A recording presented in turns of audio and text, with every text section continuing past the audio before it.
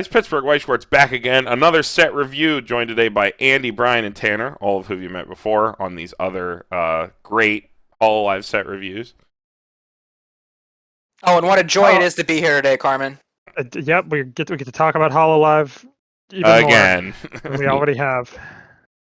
Pretty good gen this time, though. Second best? Before we get into it, I got a couple channel things I want to talk about. So if you've noticed, if you've gone to our channel page, I went through the other day and I went through and made sure that this channel follows basically every other Weiss Schwarz content creator.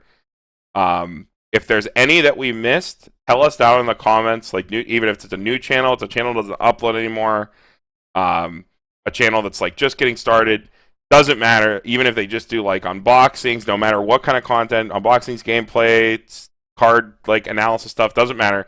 Let us know, put it in the comments, and we're going to follow them on this channel so that we can create like a sort of like directory of Weiss Schwarz content creators. Because I know Strictly Broken did a thing like that before, but then their channel didn't publish their subscribers until I pinged Kevin about it and made him make them public. So I don't know if that's like currently up to date or whatever. So we're also doing that too. I think it'd be great if every other Weiss Schwarz content creator could also do that. We should all support each other so that no matter what content people find, they can funnel themselves into whatever kind of content people like, even if it's not the one that they initially find, because that'll be super great. Small community, so we should all work together, and it'll be great. Other stuff. So we finally have time to record. So this is going to air on Friday, the 12th, and then tomorrow on the 13th, you'll get Gen 5, and then we're back on schedule. We got Data Bullet in the chamber. And after that, we're free when it comes to set reviews, so we're going to have some more deck tech content, some other stuff we want to do. There's one high-effort thing that we planned that we can't really get together to film, which will be really fun. And then there's, what is it? What was the Rush Rundowns. We want to get back to Rush Rundowns, but they take a really long time to put together because, like, you know, we've got to make sure we're right because, you know, people are going to watch those for regionals when they come back. We want those to be as accurate as possible. So putting those together and editing them and everything does take a while. But we do want to get back to those. A lot has changed since we, took a breaking point for COVID. But, yeah, we're going to get back to those and get back in the swing of things. So, yep, now we're done. Andy, you get your favorite profile back in the saddle. Wow. Start us off. Oh, I think I'm on the wrong card here. 177. 177, yeah. All right, we got the Hololive Idol, formerly known as Coco Kiryu. If you have two or more other Hololive characters, your other Luna Himimori and Kanata Amane on stage get plus 1,000 power. And there's a 5-card brainstorm, and you get to draw a card. We plussin', boys. The Luna's a reverse combo, so the extra 1,000 power is kind of nice. Mm-hmm. So she's on a stock soul. It's not a stock soul, too, so it doesn't actually get any extra power either. Yeah, so it's pretty relevant for this one, actually. Unlike for the other ones. For the Luna specifically, I remember the Kanata not being... No, Kanata's on attack. Yeah, Kanata's on attack. But for the Luna's sake, yeah, I think this... They're all fine. Might be fine, yeah. The Kanata wants to live a cross turn, though. It's like you want to like play the combo multiple turns in a row. It just gets massive, I think. Yeah. So being able to like have the defense to too many cards, keep it on field is pretty nice. Yeah, like Kanata sits small, so it helps protect it for a turn to help you +2 at the next turn again. Gotcha. Yeah, Tanner's played quite a bit of this TD. So, all right, moving on, Ryan. All right, we got a Watame, Climax swap, and when this card's attack is canceled, you may put this card into your stock. Card slaps. There are like 3 Climax swaps in this set or something, 2 or 3. Yeah, I think this is the best one. This one's pretty good. Yeah, it's the mob Climax swap, except it's on trait. It is the mob Climax swap. Imagine how good a card can be when you right? When you can take it. Yeah, this card is like staple in pretty much every Hololive deck. Like especially if you're playing Rushia, it's like one of the most important cards in that because you got to make sure you just loop that every time your Rushia comes down. How many do you figure you play though? 1 to 2. It's like the Climax swap effect is probably, kind of like kind of a 1 or 2 of effect, I think. Yeah, But it is nice to have the damage cancel, like to get the extra stock along the way. 1 to 2. I think 2 only if you're in like those decks that really need to recur combo. Otherwise, just 1 like normal. Like Rushia plays like 2. Every other deck I've mostly seen 1, unless they're trying to do something crazy. They play 2, which you can. There's like so much crazy shit in this set. You can do a lot of crazy stuff. We've got like 3 sets worth of cards, so you can definitely do some stuff with this set. Yeah, good Climax swaps are like really important for making like wonky 3CX splits work, and this is a very good one, so you're happy to have it. Alright, we good? This one's pretty simple, but so, yeah. Powerful, yeah. Alright, another simple but powerful card. We got this Coco, can't side attack, and it's a clean cut, and it's 3k. This is the clean cut in the set. This is the clean cut. So if you want to play clean cut, you're playing this card. So decks that need like hit a specific stock threshold early in the game are decks that just kind of want to be aggressive and don't really care. As long as you aren't running into a sea of Kaguya with their 6 runners, clean cut's pretty good. So meta call, but good card. Yeah, seems pretty good. It sits only at 3k, which is a little bit underwhelming for a clean cut, but it always sits at 3k, so sometimes it just lives cross turn anyway. Giving it a B+ for the meta environment because more often than not, especially when regionals come back, you're probably going to see a lot of Kaguya. It's going to be I guess so. Just because they're the cheapest, right? Like I don't even want to talk about set strength, but like Kaguya and Dal are the cheapest good decks right now.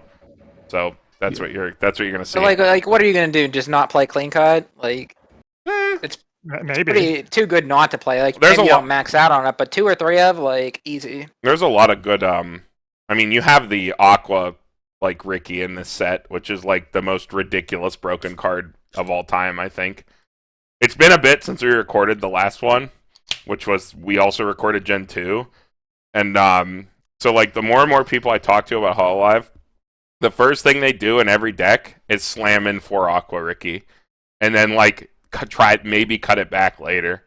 Because the card's so busted. One yet, or that's the one that's 3,500 in the center, and then when it dies, you like pay 1, choose a card in your waiting room, put it into the bottom of your clock, and then you check top 2 and add any characters. Like the most ridiculous plussing 0 profile like ever.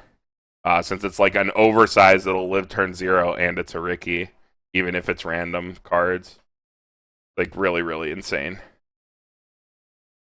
Yeah, and also for the power threshold on here, there's so many power pumps, even at level 0 in this set, that like if you need to get over like a 3-5, it's pretty easy. Is that little dragon in the background? That little dragon tails looking dude? Is he her like? I don't know. It's just a chibi version of her dragon form. Yeah, that's it. Oh, okay. Nice. I don't know anything about Coco. Coco slaps. All right. Pretty good, yeah. Next. This is a vanilla. No one waste their time. She is wearing a helmet, though. We stand. Next. Tanner. All right. 2-1 Watame level assist. So it's self rest, top 2 rearrange. Not a bad effect for level X. There are a lot of level supports and shit, though. You probably have something better you can play. Mm-hmm. I like the top 2 rearrange. Daddy likey. We like the knowledge. Yeah, we love top check. If you want to do that, you can just play Corona Runner, though.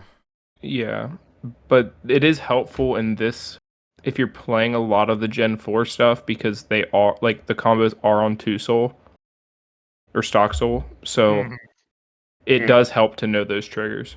Give yourself side attacks, I guess. Yeah. I mean, I guess, or even you look at your top 2, you see a Climax, you can make sure it's on your second attack, so it's easier to pay out and plan your attacks accordingly that way too. So, I mean, knowledge is relevant, especially of your top 2 cards, which will be your triggers when you attack. So, card's not terrible. I don't remember what other level assist profiles this set has, though. There are too many cards. Yeah. Give us me and the other bad apples who skipped the other videos. What are the other? Oh, there's the level assists. There's the Corona that lets you do a bunch of shit with the camera from the gamer stuff. There's the flare one that you obviously play if you're playing Rushia. There's the Toa that like lets you like summon or drag a card or something to like ensure you get a reverse. I think there's another one. Oh, there's the Marine that like is a drop salvage on play. I think for free, like a 2/1 level X. That's like just a free salvage on play. That's like the same as playing a drop salvage. So like you got a lot of options. If the top 2 is relevant for you, card's fine.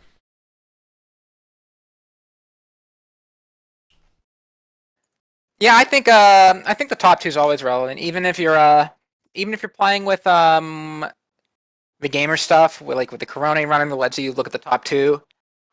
Like, I like that you get a look at the top 2 with the Corona, and then like maybe brainstorm or use a gamer event or use some way to interact with those top 2 cards. And then you still can look at the top 2 cards of your deck before your next move, before you either play another filtering card or before you just say, hey, I don't have Climaxes on top, let's go attacking. Knowledge is power. I like this card. I would sleeve this up.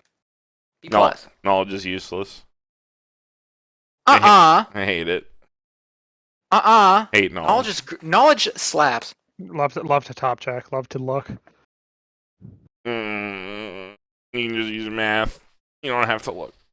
I mean, Canary's a cool card. Canary sucks. Canary's an S tier card. I'm still convinced, dude. People need to go back and look. Oh at my that god! I'm like serious about that. I'm serious about that card. Andy playing Canary. Every time he's played the card, he's lost every single time, and then he goes, "Oh my god, I'm just getting sacked." Every single time. No, that's Goblin Slayer holding me back. Every single time. Yeah, Goblin Slayer, one of the most consistent sets ever. It's holding you back. You just wait till another set gets a Canary printed. I'm gonna. Yeah, and no one would play it. I'll play it. Oh I wish Zombieland Saga had Canary. I love taking. They do. They have a pay 1 Canary your opponent for 3, and you can remove the cards you don't like. You don't get to Canary your own deck though. We call that Mocha. All right, guys. This is neither here nor there. It is. It is here. It's here right now. Well, let's move on to there. Let's move on to this next card. No, you just don't want to get exposed because top 2. You just love your top 2s. You're just biased. You won't admit it. I do. I do like them. All right, that's all I want. That's why I gave it the plus. Because I'm biased. All right, next. I like it. I think it's good. I think if you tried it, you'd like it too. I've played many top 2 rearrange cards. I don't care. All right. What the next fuck? Card. We got this Watame. Is this Watame?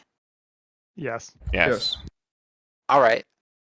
When you play her, you can discard a Climax, choose a Hololive character in your waiting room, add it back to hand. Kind of a weird effect to see on a level 3, like a Climax ditch salvage. Then also when you play it, you can pay 1, choose a Climax in your waiting room, return it to hand. This is a. This card's really good. So it's also an effective on play pay 1 salvage a character if you're looking for. Yeah, you can take grab a Climax, anything. then ditch it. Mm-hmm. Pay 1, grab anything that's not Nimit. Card is really important for the decks that need to recur Climax combo, like Rushia. But it comes online so late, like at level 3. It's for Rushia. Said it. It's a card for that deck, basically. It can be good in other decks as a splash, just to like grab your Climax, right?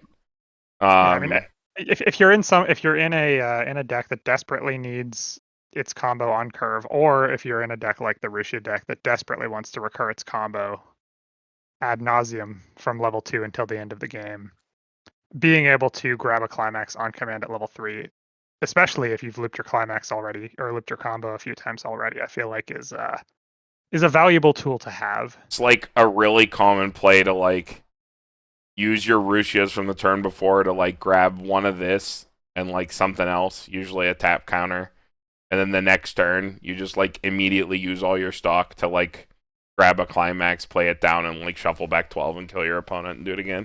Or keep stalling the game out, whatever you need to do. Because Rushia, you just like do whatever you need to do to make the game state better for you. I suppose, but is that... I don't know. I like tech cards, but it seems even like a little bit too narrow for that. Like I feel like I'd rather just play the Climax swap we looked at a little bit earlier. Oh, you play both. Watame that goes to stock. You play like 2 Watame Climax swap, and then you play like one of this, because you're literally, that is your entire deck. Card's a good support card for that kind of strategy. Is it a little bit much in like a traditional deck? Probably. It's probably a little bit much. Because it's 3 stock to get a Climax. or salvage a different card, as opposed to just on-play salvages and on-play searches for other cards. And then those cards that cantrips are getting more bodies. So, like, it is, like, a lot of stock when you think about it. It's just good in that one specific scenario where it's like, wow, I literally need to play the Ruchia Pants this turn, or my deck doesn't do anything. That's why the card's in the deck. I guess so, yeah. I mean, if you're going all in, go all in, you know? Yeah. Card's good in that deck specifically. Yeah, I mean, it does things you want it to do in decks that it needs to do it. How'd you lose your bold, Tanner? What happened? I missed the shift key and I hit control. There you go. Okay. Alright. Last yellow card from the DD. All right, Gen 4 event, 3/4. You may discard 3 Hololive characters from your hand. If you do, burn 4. This is wrong. It's burn 4 twice. Burn 4 2 times. Yeah. Mm-hmm. It's a lot better. Yeah. Significantly, yeah. You have a way to get this, right? Don't you have a monitor to this? No? No. It's called Doesn't your it's called combo draw hit on it? brainstorm. No. Something hits on this. I swear. I mean, Let me not, double check. Not, I'm like, not in. oh, not wait. In this, not in this gen. Luna does. The Luna does. The Luna does. The Luna does. The Kanata doesn't. Okay. Yeah, not necessarily in this gen. You can grab it off the Ayame level 1 combo as well, off the gate, from the gen. Yeah, you can salvage trial it. deck. Okay, I knew there was a way to get this card in your hand. Yeah. Okay. But yeah, if you play around it, this card doesn't seem unreasonable to get into your hand. Is it worth playing at 3/4, ditch 3 characters, burn 4 twice? Maybe there's a deck like the what is it? Like that Sal deck, the 6 Pants 2 Stock Soul. They play that 3/4 event where you sack your whole field and you burn 1, burn 2, burn 3. And like that card's actually really good in that deck. Maybe there's a Hololive build that can support the card. I don't want to be too dismissive. The Kanata helps it a lot because for every Kanata you have, you're either going to add 2 to hand, 2 to stock, or 1 to each. So like you're plussing 2 every single Kanata on attack. So if you have 3 of those, that's 6, and that already makes up 90% of the things you need to do this combo. And it's during main phase. Specifically in that deck, it seems, where you're running the Kanata early play combo, where you're getting all that hand and all that stock.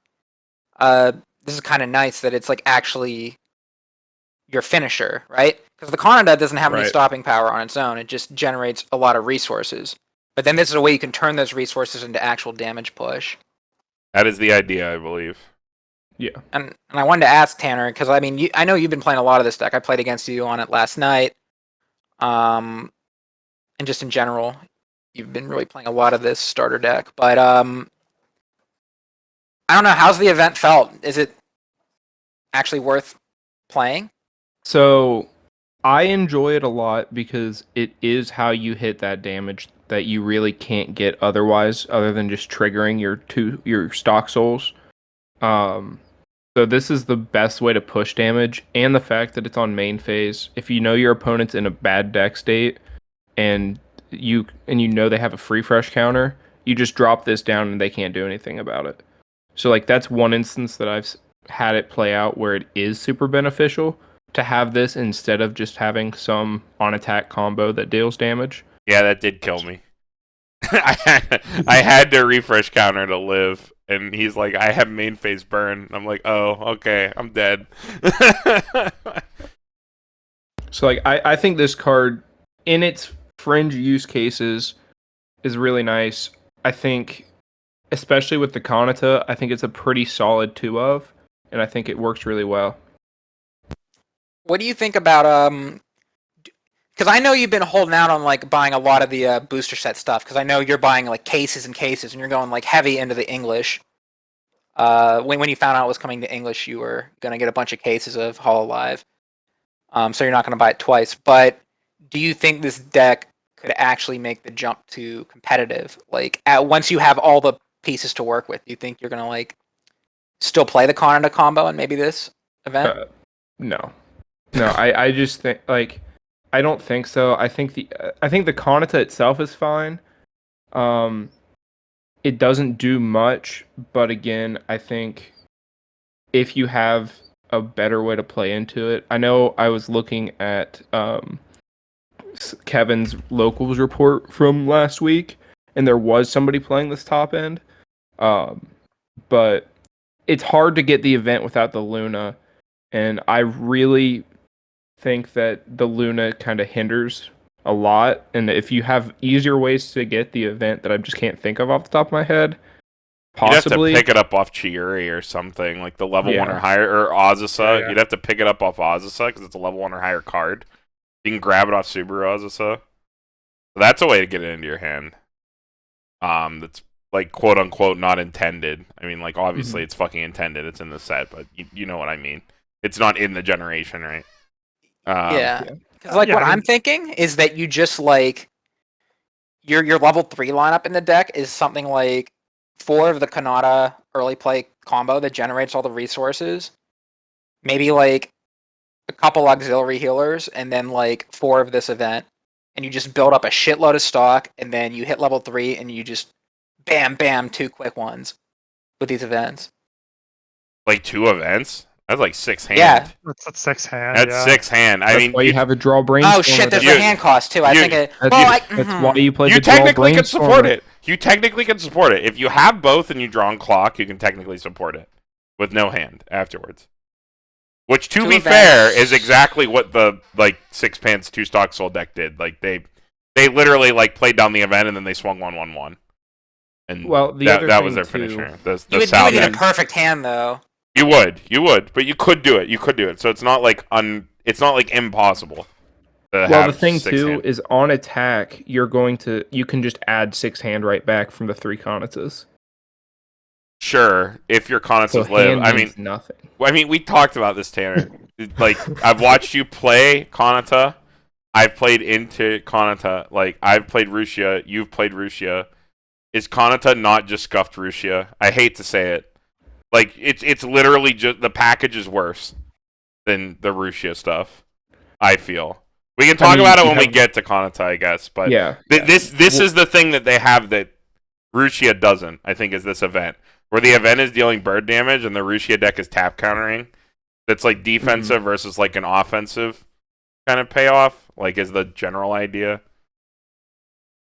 Maybe you just combine, best of both worlds. You play one event on your turn, and then if you don't finish them off, the Kanata reloads your hand and you go for the tap counter. You could play tap counter in that deck as well. Yeah. I mean, a lot of hand. yeah, that you got to think that that's 3 cards. That's 4 cards to play this, and then you need 5 to play the tap counter. So unless you can Look, get dude. 9 hand, that's pretty rough. This is we are in the like theory zone, dude. Right now, that stuff doesn't matter. We're just thinking if it's possible. Just always in the theory zone. I feel like we just exist in Yeah. the theory zone. In the theory That's zone. deep. We should get that on like a shirt. The It's not theory good zone. enough to be on a shirt. The theory craft zone. I'll be I a like- believer in the card. There's got to be something out there. I think it's just more that like I've been looking at a lot of what is it, Sal Alice stuff recently because like it came out in English and I picked up a lot of cards for cheap. Shout out to every TCG player store that's liquidating Sal Alice out there. All And of like, them. there's that 3/4 blue event that like actually finds its way into a lot of decks because of the 2/1 stock charger combo. And like, it's very like reasonable for you to actually play that card since your cards live cross turn, and then you sack them off, and then you do all this burn damage. And like, Hololive has so many cards. Maybe this is a kind of card that can act like that in some kind of deck, and like, it hasn't been figured out yet. I don't know. Japan is too busy just looping Rushia. There's a lot of other stuff people are messing with, but like, Hololive is like, there's a lot of like decent stuff out there that you could build. It's like Bang Dream, but the cards don't suck. This is like the epitome of they'll eat 4 eventually. The card, It really Basically, is. yeah. 2 quick ones. All right. Who's next? We talked a long time. Is that me? I think it is me. It's you, Carmen. Oh my Hard god, hat. it's my favorite Kanata card. Kanata with the hard hat. This card's so fucking funny because these are all. So if you don't know where these are from like these little shorts on the official Hololive channel. This short, like specifically, this scene is like really really funny. So yeah, we got this bonds to either Coco Kiryu Bomb Squad or Kanata Amane on stage. Is the 1-0 vanilla or the Kanata early play that heals. And then you can also sack it and discard a card to grab any Hololive character from your waiting room. So it's like a ditch bond and a sack salvage. I think this is the only sack salvage in Hololive? It's the only one that I can think of off the top of my head. Sack salvages, I have like I have a soft spot in my heart for sack salvage because of the Ram bomb and how much I've played Blue Yellow ReZero. But I can acknowledge when the profile isn't that great. I don't think you need it in Hololive, but it is an option. And this card has funny art. And if you're playing the Kanata like card, like that card needs to be in your hand to change. So yeah, you might as well play a copy of this. Yeah, I play one or two of just because it helps you get your level 3 that you need to have on or in your hand pretty much after halfway through level 1 at least. And then any other card. You sack it off and grab any other card that you need. So in that deck where you play the Kana, that's pretty good. I'll just give it a middle of the road to see. Yeah, even though you're minusing kind of hard then if you do that. You can like reload your hand back up with the combo. Yeah, because the combo can either +2 or stock charge 2, or split it. Alright. Pretty simple. Banner, next one. Alright. Toa, when all of your other characters get 500, and when it's played, if you have 2 or more, draw ditch. Another way to pump your clean cut, and then clean cut this back. It's nice. And the free filter is always good. I don't know. I think this card's pretty whatever. Actually, it's very fine. Yeah, I mean, it's not unplayable. Is good. Global 5 is fine. It's just an extremely okay card. I feel like it doesn't do anything that other cards don't already do better, but it's fine. Good for a TD, that's for sure. Yeah. Okay, and doing things just fine is my favorite card profile. Alright. Next. Back to Andy. We got this nervous looking Toa. If there's a marker under it, she gets 2k. And on play from hand to stage, you reveal top card of your deck. If it is a Hololive character or the 4th gen Burn 4 event, you get it as a marker under this. So if this is a Futaba profile that gets to 4,000 power. 4K so probably... Carmen doesn't have to say it again. Yeah. I'll say it this time. You don't have to marker the card you see off the top. You can leave it there if it's something you want to leave on top. Wow, Andy said it. Not me this time. It is important. I was going to say it because this is Hololive, and we probably have a lot of newer people watching. So, that is an important thing. Well, why don't you run us down on why that's important, Carmen? Because you can use it, Andy, to get a 5-card brainstorm or top check for your triggers later in the game, where those kinds of things are really important. Wow. When otherwise, your oversized would be a useless dead card that you usually clock. Or looking at your top cards is relevant. Whoa! 4K Futabas, all things considered, are probably better than the level right now. Like right now in this one moment in time, specifically, where clean cuts are hitting 3K and 3.5, and everybody else is playing runners. I think you would rather have a 4K than a 3.5 level 1. No one's playing bombs either. Like very few decks are playing bombs. I think it's literally Assault Lily, and that deck doesn't exist in English. So who cares? Yep. Good card. Brian. All right, we've got this level 0 Luna. When this card attacks, choose one of your other Hololive characters, and that character gains X power. X is equal to 500 times the number of your other Hololive characters. So full field on attack gives something 2k power. Yep, it's fine. If you need the power for some reason, it exists. If you need the card, you have it. I don't know. I don't think you need. It doesn't have a second effect on it. It does not. There's other power pumps that have secondary effects and uses in this set. So The level it's a zero, stinky and gets a D. the level 0 Shimikais usually don't. I feel, aren't they usually just like this?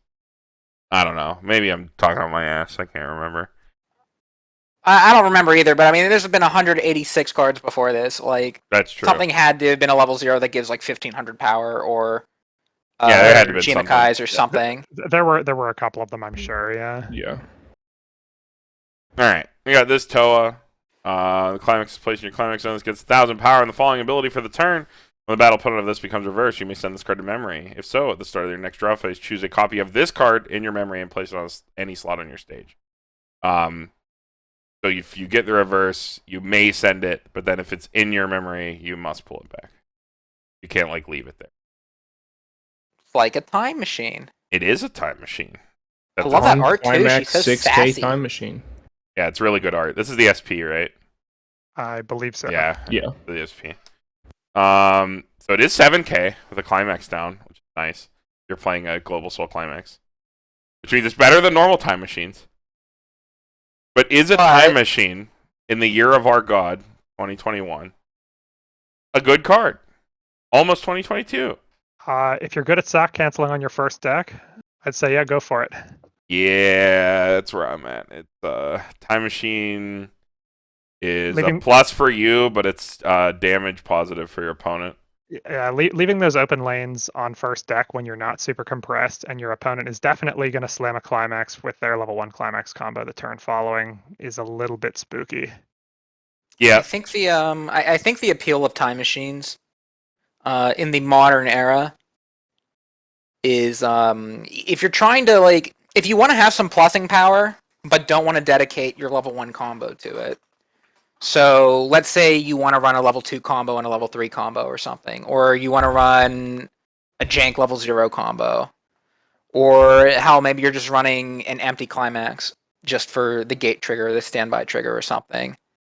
I think at that point, that's where you'd want to run a time machine, so you can still plus at level 1. yeah, it's like the same. This is as, better like, than most. Yeah, This is better than most time machines in that aspect because it actually gets the extra power to get the reverse.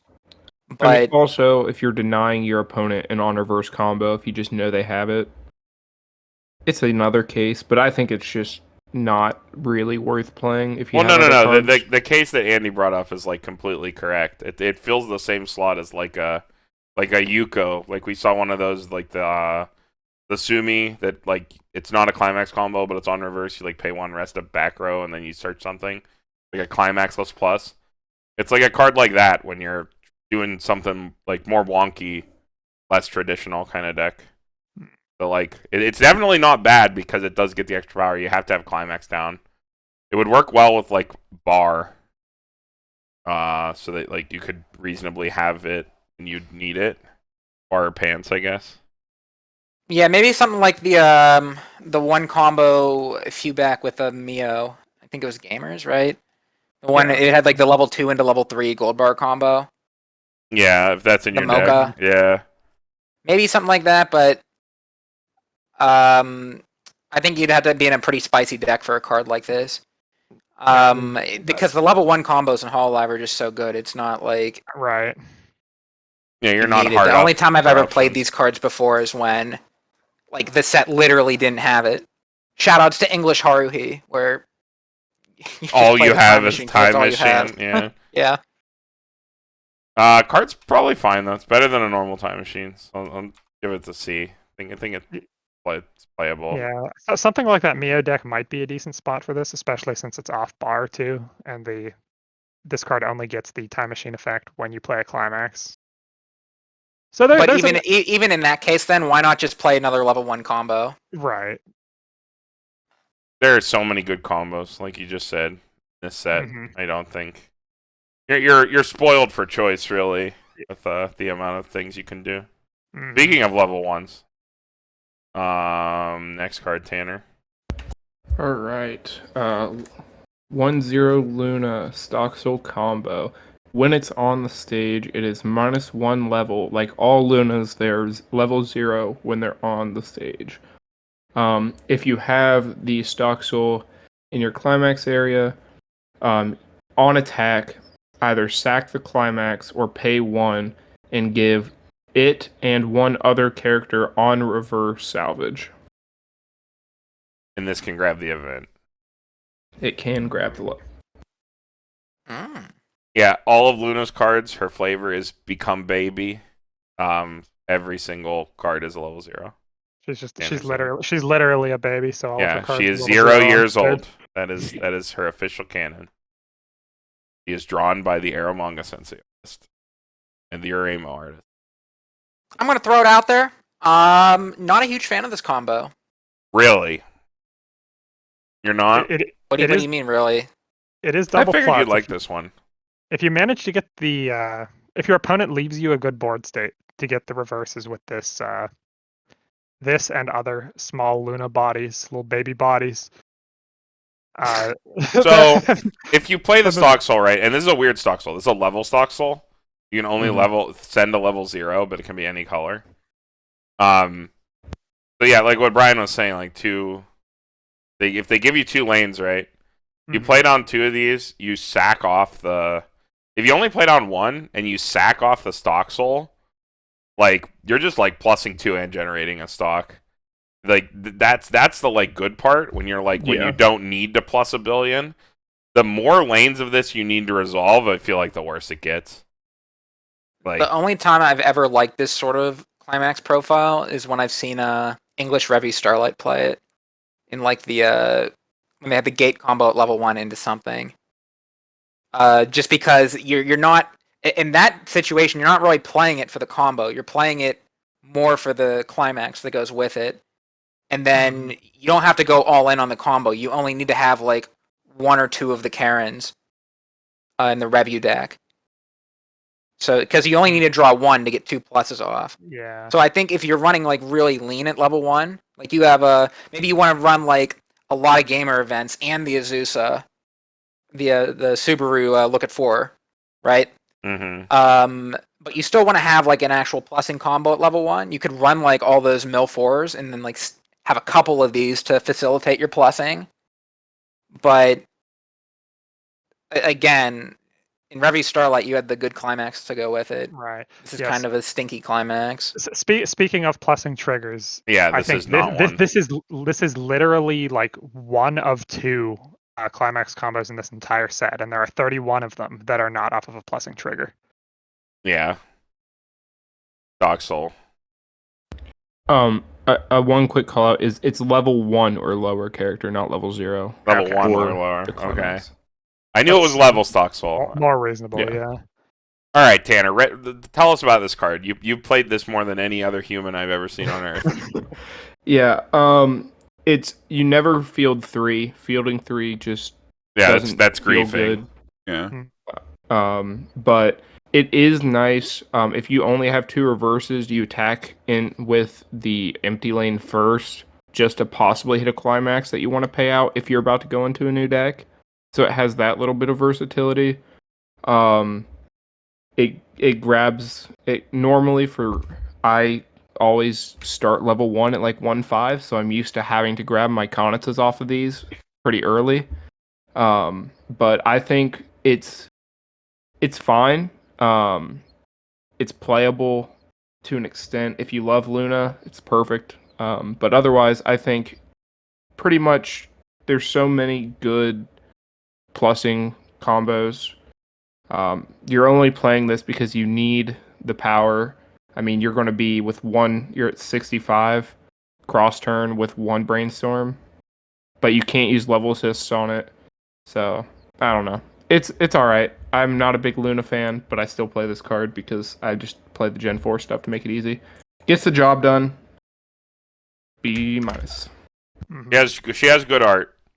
That's really generous of you guys. I don't think it's that good. I think it's probably closer to like C plus. I think. I don't think the card's too bad. I don't think it's too bad either. It's fine. You know, it's a plussing combo at level 1. But Stock Soul does kill it for me. I think. Yeah, I mean the set definitely has better, but I think B- on our scale is the lower end of playable, which is where I see this card. It's still playable, but you're outclassed by a lot of other combos that exist in the set. I don't watch any Luna, actually. I just watch the meme compilations of her screaming. Really funny. She just goes, nah, right? Not And then her alive, thing, not nah. alive, not alive. She screams. I've never seen her either. I I've only seen love the that. one clip of Marine doing like Yeah, an yeah. impression of her. Yeah, I love that clip where there's like she's just making fun of Marina endlessly, and then Maureen's just like starts impersonating. It's really funny. All right, we can move on. Next, back to Andy, right? Yeah, we got the Kanata change. This is how you get your level 3 Kanata combo onto the field early. You can sacrifice this card from your field when you play the Climax to put the level 3 into play from your hand. It is also a 3,000 counter in your hand, so it's kind of nice that you sack this off, it goes to graveyard, you get the Kanata out from your hand, it's like an early play, and then the Kanata combo sits kind of small. She doesn't really get any extra power, but you can grab this 3,000 power back to your hand to protect it. So that seems pretty convenient, always being able to have the counter to defend it. And then just incidentally, you get to run 3 or 4 copies of a 3K counter, which sometimes you just get them. You loop it easy. You heal on play of the other Kanata. I will say though that it probably does not feel good having to actually hard cast a 2/1 backup onto your stage. Like, don't get me wrong, the fact that, there is the synergy I just described where you sacrifice it, then you take it back to your hand immediately. But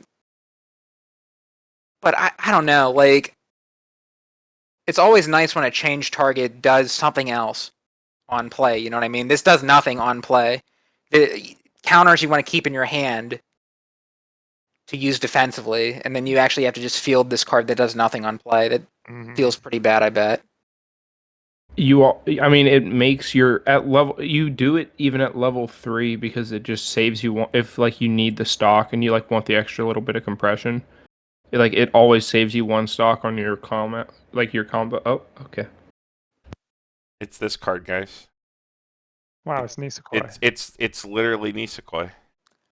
Oh, that's why I like the Kanata combo so much. Just because I was remembering this deck. Yeah. It's literally Nisekoi. It's Nisekoi in 2021. Didn't the Nisekoi do something else on play, though? No, this is much more affordable than Nisekoi. Nisekoi, you had to pay 1 and then pay 2 and sack this. And ditch a card. To summon the Kosaki. But then the Kosaki ripped 2 out of your deck and was on bar. Power crap Nisekoi. It is similar. I'll stop memeing. But this is literally Nisekoi in 2021. I think it's really funny. You're talking about the benefits and how something might feel bad, and I'm like, holy shit! I remember playing down this, even though I started with Nisekoi after I was playing Bang Dream. Nisekoi was the second deck I built, and I played that combo a lot, and I remember thinking, wow, this is a lot of resources. This is just less than that. It's just pay 1, sack it. The other one was pay 3 overall, ditch a character, sack this, summon it. But I think it's summoned from Grave. Yeah. Different, yeah. But it is just Nisekoi in 2021. Very funny. But you have a much stronger set, propping it up all the way around. So. Right. You do, yeah. Obviously. I'm just memeing. I like this. I like the Kanata combo. I think when the set comes out, I think it's something I'm actually going to tentatively try to toy around with. Because I really like that Nisekoi style combo. You do get to just run a bunch of 3Ks, which is funny. It's also right up my alley, but I don't know. I just wish this did something on play. Backup. That's what it does. When you play just look at this as it heals 3K. on play because you change it. I mean, I guess the only other exposure I've had to change combos at level 2 has been English Card Captor Sakura, where you're the Sakura 2/1 that you play. It does a top check to refund you when you play it. So that was always a really convenient secondary effect. where this just does nothing when you actually field it. Well, it's a backup. That's the I know it's other a backup, utility. Carmen. I know it's a backup, but you have to play it. Yeah, well, why would you? And that feels bad. Why would you expect your 3K backup to do anything when you play it to the Maybe field? it could have been like a lower power backup. Maybe it could have been a 2500 power backup. And then anything. do what? Do The what on 3K is play, nice. Andy? I don't know anything. I don't know how power statting works. Yeah, anything. you overload this card anymore, and it's just like ridiculous. Like I think. Look at the top card of your deck. That doesn't mean anything, right, Carmen? It protects. Yeah, it is. That is protects useless. Your Yeah. Kanata. It's great. Your In fact, Kanata if is they- if that could- effectively a 15-5 with this. It's great. I'm leaving this as Nisekoi in 2021, but it's probably about a C. Andy's right. I think the Kanata is the more interesting. Yeah, the Kanata. I mean, the level 3 Kanata. Yeah, the Kanata is the much more. Right. Okay, onwards. Whose card is this? Right? I have. Is this me? I think so. All right, we've got another 2/1 Luna. Sets at level 0 on the stage. When your other Hololive trait character attacks, this card gains X power. X is equal to 500 times the number of your other Hololive characters. So if it attacks last and you have a full board, it swings in at 12/5. Card has 2 soul. The card has 2 soul. This card's good. This card's really good. This is what a good 2/1 looks like. They side it all the time, and It doesn't matter. It doesn't Then it gets to matter. live. So Then bad. it lives. Then it It gets to live lives. and you get to swing for bad. 2 again. It's Then broken. it lives. Then you get to swing again. That's Feels broken. Bad. Sure, Tanner. Sure. You're swinging in for 12/5. 12/5. That's like pretty comparable. I think I'd much rather play this than like Because this is a 2 soul beater. This is like the 2/1 other profiles, like the 2/1 hit 13k. Yeah, if you're in green, seems fine to play. This Right? card's a banger. I love this. It's like the 1/1. Well, Ruby just got it, and everybody was looking at it and was like, I think Dean was like, "Is this a profile we haven't seen before?" And I was like, "That's a fucking Assault Lily card." Like these cards in the right shells are fine. You can Ruby use got it. this? They got a 1/1 version of it that hits 10k. That 2 soul? No, but it has hand on core, which is pretty sick. Uh, This card you can use it with your Luna 1/0 to get reverses at level 2. Because you can give the ability to another character. And then you have to attack with this first anyway, to your combo first to give it to this. So that's some extra stuff there. Like the same way Assault Lily uses the profile. Is to like get reverses later in the game. Pretty cool. And it has 2 soul. Because she's level 0. Wow. everything you Baby. love about playing in early play with none of the conditions and Well, only 1 Well, star. there's one important thing this card doesn't do. It doesn't heal. Okay, whatever. Yeah, I'd love to heal. Love it. Speaking of healing, we got this Kanata. It is the card that you summon off the 2/1 that we looked at. When you play this from hand to the stage, you can heal 1. When you stack the card off, it comes from your hand, so you'll get it when you change, or if you hard play it. And then at the start of your attack phase, if just like this for just today is in your Climax zone, which is the Stock Soul, and you have 4 or more other characters, so you have to have a full field. Choose 2 characters from your waiting room, return them to your hand, and put the rest in stock in any order. So you can either stock 2 or salvage 2. You can split that up however you want. Delicious. Yum yum. I will maintain what I said. I think this card is literally just worse Rushia. I don't think there's a single thing this card does that Rushia doesn't do better. It Well, okay, compresses Carmen. you insane. But Regale me. It gets me This- 30 clean stock. It was sick. What does the Rushia do? Because I forget. what the fuck? Do I really have to remind you what the Rushia did? It's card 154. Go read it. I'm not boring everybody with that card again. The difference here being that you can like go get a bazillion stock with this card. But Tanner, I'm gonna be honest. Unless you ultra sack your 5-card brainstorm and draw 3 before this card hits the board, which again I have seen you do, you have to remember when normal mortals play the card down, you're like going -2 to play this down. So you're more often than not at least taking 1 hand back, or more often than not, I would say you're taking 2 hand back, as opposed to ever taking the stock. Yeah, if you're high rolling, you take the stock and then you're hella compressed. But I think more often than not, you negged so hard to get this card on the field, you have to salvage to replenish your hand. That being, you do get to salvage 2 perfect cards for the next turn, and picking up counters to play more Kanatas on your next turn does let you protect your current field of Kanatas, which is nice. It is some built-in last ability that the card has over Rushia, but I think Rushia is just more impactful in every way. Because when she pluses your hand, she disrupts your opponent's deck state, and then she can summon literally any card to the field, and those cards have a bazillion effects that either kill your opponent, heal you, or heal you and kill your opponent. See, to me, I thought the appeal of the Rushia combo was that the long-term benefit of it, the long-term yield you get on it. You know, it's not so much the first time you play the pants down and get the effect off, but it's the second turn and the third turn you do it. Yes, that's right, yeah. I think this Kanata is more immediately impactful on the first time you swing in with it. And I think that is some merit to the card. I think it has the same potential to snowball, but it is more immediately impactful on the first turn you play it. I don't know. You gotta neg way too many cards to get this card down, dude. I think you're always salvaging 2 the first turn you play it, unless you had a lucky brainstorm go off. And, like, that's the big downside of the card. So, like, any impact that the card might have is immediately, like, taken back by the first time you play it. Like, you have to, like, replenish your resources with it. So you're, like, breaking even to get the body down and heal 1, which is fine, right? Like, that's fine. Like, it's not bad. I'm just saying it's, like... It's not like a blowout, right? Where it's like your opponent's playing against Rushia, they have to sit down and be like, "Oh, I better not leave a grave because even if I guess I suppose it depends on your hand state and your deck state, right? And I like the fact that this Kanata is modular in the sense that if you're really low on hand and need to generate a lot of hand, you can get a bunch of hand right back. Like, let's assume you get 2 of these Kanatas off. Right, so you have 4 cards. You can put them into your stock or hand, however you like. If you're really low on hand, you can just juice up your hand. Well, 4 cards, your choice, to your hand. You literally just went -4 to play those cards. So you probably have to go +4 to get it back.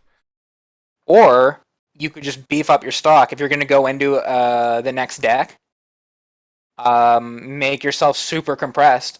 So you just don't take damage on your next deck. Just get 4 clean stock. Taking 4 cards to your hand and taking 4 cards to stock is the same amount of compression. So long as you're not going over hand. Yeah, but let's say you have a lot of hand or something. I don't know. How do you have a lot of hand? That's what I'm getting at. How do you have a lot of hand? Like, no one has answered my question. How are you getting a lot of hand if you just neg 4 to play 2? You level 1 combo the turn before. You're starting your turn with 7 cards in hand. You start, yes, yeah. You start you clock to 8, Andy, and then you play 4 and a climax. Now you have 3. You have to play 2/2 once, and then you have to play 2 of these out of your hand, and you have to play the stock soul. Now you have 3. 2 of those out of hand and the stock soul. I suppose, yeah. So one of them replenishes your hand, one of them replenishes stock. You're still like ending turn with a 5-card hand. Maybe the selection off of it is enough to say the 5-card hand going in the next turn is good enough, and you can take the 2 stock. Maybe the selection is good enough. I don't know. I think it's when you compare that to Rushia, then it's like, yeah, when I do my salvage, I literally just put the card to the board almost like normal, because you just pay 2 and play it out of your hand with the effect, and then you play down the climax and you get a card and you decompress your opponent 4. Or you, like, summon a card to the board that's, like, a massive fucking body that your opponent can't heal, which is also a plus. And then the Rushia is a lot bigger than this, too. So, like, I don't know. Maybe if this card got a little bit of extra power cross-turn when you did the combo, I would like it a lot more. It's off a better climax. Rushia's off a much better climax, yeah. Bigger, yeah. Like, I don't think it's even a comparison between the two if you're talking which is better. I mean, I think Rushia is just hands down by far the better, top end. But I mean, I still think this card's fine. Yeah, I can stop. I can stop dunking. I can stop comparing it. Comparing it probably isn't fair. Comparing it is very unfair to this card because it's honestly not that bad of a card. And you don't. No, if you're at level 3, If you're at level 3 and you can hard play this. Say you triggered a few times last turn, you pay out this climax immediately. You put those cards right back into stock, and you put 2 clean cards that you don't want to see Okay, anymore. at level 3, you have my attention. The card is a lot better in a like healy, Right. a healy like compressy like drag out the game kind of deck. If you heal down with these, right, then you refill, like you get more healers and get stock to play healers the next turn. That can be pretty disgusting, actually. Right, and that's, I think, more of the appeal is to focus on the healing aspect and being able to loop heals a lot easier, more so than worrying about it surviving board. It's just a grind. It's just to slow the game down. Yeah, it's like you don't care about having to replay it, because if you replay it, you get another heal off, so you don't really care. Mm-hmm. You just try to win board on your turn with like a couple pumps, I guess. I think this card would be actually super insane if it like got 1k or 1k5 cross turn or something like that. Like literally any amount of extra power. Isn't there an assist you can throw down behind it or something? Is there an assist that works with it? I mean, they're all level assists. assists. There's 2k. There's 2k. I believe there's a few. There's at least one 2k level 3 assist in the set. Yeah, so you can be 12 plus if you play the trial deck brainstorm. If you play the trial deck brainstorm, you can get to 13. And then, like again, like you're running extra 3k counters, right? So you have ways to protect it. Okay, all right. I can look at it that way. I just kind of like see it as an advanced summon, like Climax combo card, like these other ones. And like I don't know, it's so hard to look at any of them after looking at Rushia. It's just so good. But I mention this every time we talk about like a good level 3 in this set, but you could always just stand by out the 2/1 counter heal. And then next turn change it into this. Standby Stock Soul sounds like griefing. I would think I'd rather shoot myself in the face than play that Climax lineup, actually. That sounds really painful. Is there not a workable standby combo in this set? No, the standby combo is really good. The standby combo is fine. Oh, it's not really good. It's playable. But for a standby combo. It's fine. It's a fine combo. It's good. It has Miko on it, Tanner, I know. Which makes it good. Exactly. Does the you get a level 3 out at level 1. You could actually. There is no level requirement on 2/1. That's what I just went back to check. But if you want to play level 3s at level 1, there's an entire deck that built around that with multiple fail-safes. That has a lot more support as well. Yeah. Like naturally built in, because it's supposed to be played together. Yeah.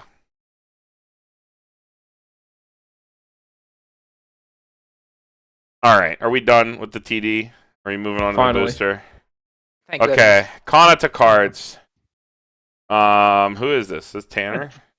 Good question. I think it's Tanner. Yeah, I think it's Tanner. Oh man, that's a lot of reading. When this is placed from the hand to the stage, perform one of the following 3 effects. Draw 1 card, choose one of your opponent's characters, and that character. And for the turn, that character gains the following ability. During this card's battle, you can't play events or backups. I fucked this up. Hold on. There we go. All right. There we go. And second effect, discard a card from your hand to the waiting room. If you do, put the top card of your clock to stock, so heal stock, and all of your characters gain 1k, 1 soul for the turn. Toolboxy level 3. 2 angle shooty effects, 1 generally good effect. I like it. Yeah, it's a totally fine card. It seems very, very generally useful. Always find a reason to play it in any situation. Yeah. I do think like Hololive has enough like directedly good cards that you might not ever need to play this, but it is an option. I don't think I've seen too many lists at all, really. I saw it as a one of a lot at the beginning of testing, and then I never saw it again. Which I guess makes sense. All right, next, Andy. All right, we got this level 1 Kanata. For each of your other Hololive characters, this gets 500 power. And when you attack a level 2 opponent, this gets 6,000 power. Yeah, level 2 killers are just really solid nowadays. Everybody's running standby decks. You can smack over their tutus. It's important that that Hololive has this so that it can combat the standby meta if it persists in the future. You know if you need this card. That's all I gotta say about it. Yep. Yeah. 1/1 Kana to counter. It's a 2K counter. When you use this card's backup, force mill 3. It's the Brittany counter. Wait. I kind of like the mill 3 counter. It's like one of the only ways you can actually interact with your own deck state. Like, you go to your attacks or something. I guess you do. You trigger all your climax or something, and it's like, shit, I'm out everything. You can rush through the rest of the deck You like can a play torch. it as an emergency mill 3 during your opponent's turn, instead of effectively as a backup. I don't hate it. Cards are bad. It's fine. I don't like them. It's like a torch. No, it's not. A No. torch is Torch is modular. A torch is modular. You can stop. Like, this is just Randy Force Mill 3. Yeah, it's like a torch. No, it's only good when you're out 8 and you have 3 or less cards in your deck. Yeah, like a torch. No, torch. okay, sure. Like a torch, yes. I also watched Dean's video. But like, it's still pay 1. Pay 1. This is a 1/1. This is a 1/1 2K with a drawback? I guess that's supposed to be a benefit. I don't know. I see it as a drawback. Yeah, it depends on the way you look at it. I feel like it's not always going to be useful. I'd more rather than not, if I'm playing a 1/1 counter, just play a 1/1 2500 instead of a 1/1 2K. Or Comic-Con, when it is useful, it's going to save your ass. But yeah, I mean, when it's good, it's good. Kanata has like her best card's the one from DD. That's depressing. Alright, next. On play, if you have another Hololive character, choose up to 2 cards in your hand and put it in the stock in any order. Is it 2? Or is it? Yeah, I guess it is. You can just stock charge yourself 2. And when this is played in your hand to the stage, you could gain 1500 power for the turn. Cool. What? Like, This seems really good, actually. what? It just seems really what? It seems really good, If actually. you draw brainstorm when you have a million cards in hand, so that you don't just lose your cards for being overhand. If you're going overhand, sure. I mean, when this effect is good, it's probably really good. But generally, Yeah, the probably reason you does run nothing. a card like this, it's a tech card. It's something you run as like a one of. And it's for those games where you want to go for your finisher combo, and it's like, shit, I got shot to level 3, and like I'm a few stock short, or just in whatever case where you're a few stock short to like go for to actually go for the big nut combo. I feel like this card's translated. I'm checking Little Akima. I was playing 7 Deadly Sins last night, right? And I played the Oh boy, here it comes. No, this isn't a horror story. This is a good story. Okay, yeah, Soothing it is. story. It is 2 cards. Place them in stock in any order. That is correct. And in that deck, I play the garbage shit Elizabeth card. It's like a level 0 Elizabeth that on play, you can stock a card from your hand. And I run it as a one of. So in those circumstances, in those cases where I'm like 1 stock short of my combo, I can fetch that bad boy out, get myself a stock, and then go off. And this is just like doubly so.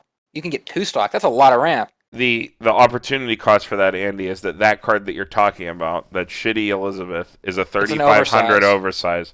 So it acts as your like 5th going first card. This is like a really shitty level 0 otherwise. Okay, well, counterpoint. Right? Yeah, this card sucks normally. This card is garbage. You're not playing this to have a level 0. You are playing this card to ramp 2 on your kill turn. Like, Sure. the Elizabeth stalking you 1, there's a ton of cards like that. There's a ton of cards that are level 0s that will, like, discard a card, give you a stock. turn one hand into one stock for like one card. But to actually get 2 stock off of one utility card, I don't know if I've ever seen that before. That's like pretty unheard of, I think. 2 stock for 3 hand. I guess it's fine as a tech card, yeah. Like, to be honest, I don't know if I would like sleeve this up in a deck. It would have to be some like really stock heavy finisher combo. Like Really in some heavy for stock that. heavy finisher combo where you don't need hand for the combo, where it's just like pay a bunch on attack, do a thing, right? This lets you turn your excess hand into stock. And the fact that you can get 2 stock, that's like almost a whole extra turn of attacks just from one card. I think there's something there. Like the deck that wants this card, it's gonna feel disgusting. It's fine. Are you picking up what I'm putting down? I am picking up what you're putting down. I just don't think I'd ever sleeve a copy of this kind of card, but I can see where you're going with it. Yeah, you realistically don't play this, but if there's I a would- deck that you need 1,000,000 stock for, this is available to fill that need. If I was like having that much of a stock crunch before I tried to slap like something like this into a deck to like monkey patch the problem, I would like take the entire deck back to the drawing board before I put a single copy of a card like this in. I think. Also, that I would don't probably know. be the smarter way to approach it. I don't know if there's any combo in this set that's like stock hungry to the point where you'd need this. Like I don't can't even think think of one. Like that's the other thing. I think the only one I can think of, which we'll get to later, that needs stock also needs hand. So Yeah, Coco. you'd be robbing Peter to pay Paul for that. yeah.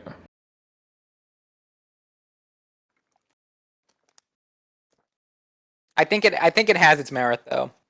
I think that is a lot of stock to get for free if you're in desperate need of it. And I think, Carmen, you're probably right. If you were in need of this card, you probably should, lay your deck out and take a look at it and try to like fix the problem rather than just put a band-aid on it. But at the same time, like this is just one card to put into your deck. Yeah, it is. This is is like tech a one-card panic button that Yeah, it is a panic button. would be nice to Yeah, have. that's a good way to put it. All right, I think it's. Think the case has been pled. There's I'm probably down. plenty I'm on, down. Plenty on that card, yeah, but All right, moving on. Whose is this? This is me. Okay. All right, 1-0 Watame. During your turn, if you have 2 or more other Hololive characters, this gains 2k power. And if you have the choice Climax in your Climax area, put top 2 cards into waiting room, choose 1 level X or lower. X is the sum of those levels, so it is on attack, cigarettes. I play this in JoJo because it's the only plus in combo that's halfway playable in yellow. This is just a strictly better version of that because A, it is always 65 on your turn, 75 with Climax, and B, it's on choice, not wind, even though I think wind is sick. Unarguably, this is a better trigger. So I think this card is actually pretty solid. Carmen, did you try this with the Rushia, or did you not? No, I bought it. I did buy it. I bought the Watsume because as Rushia was being tested and vetted, I was talking with Ryan and Jason, who are also playing the deck a lot, both on Strictly Broken, and they were like talking about how like any additional amount of selection that you add to the deck makes the deck a lot better because like you need to hit specific parts in the Rushia deck, and then choice just gives a lot to any deck because every deck spends stock. Like choice is just one of the best triggers, just like straight up.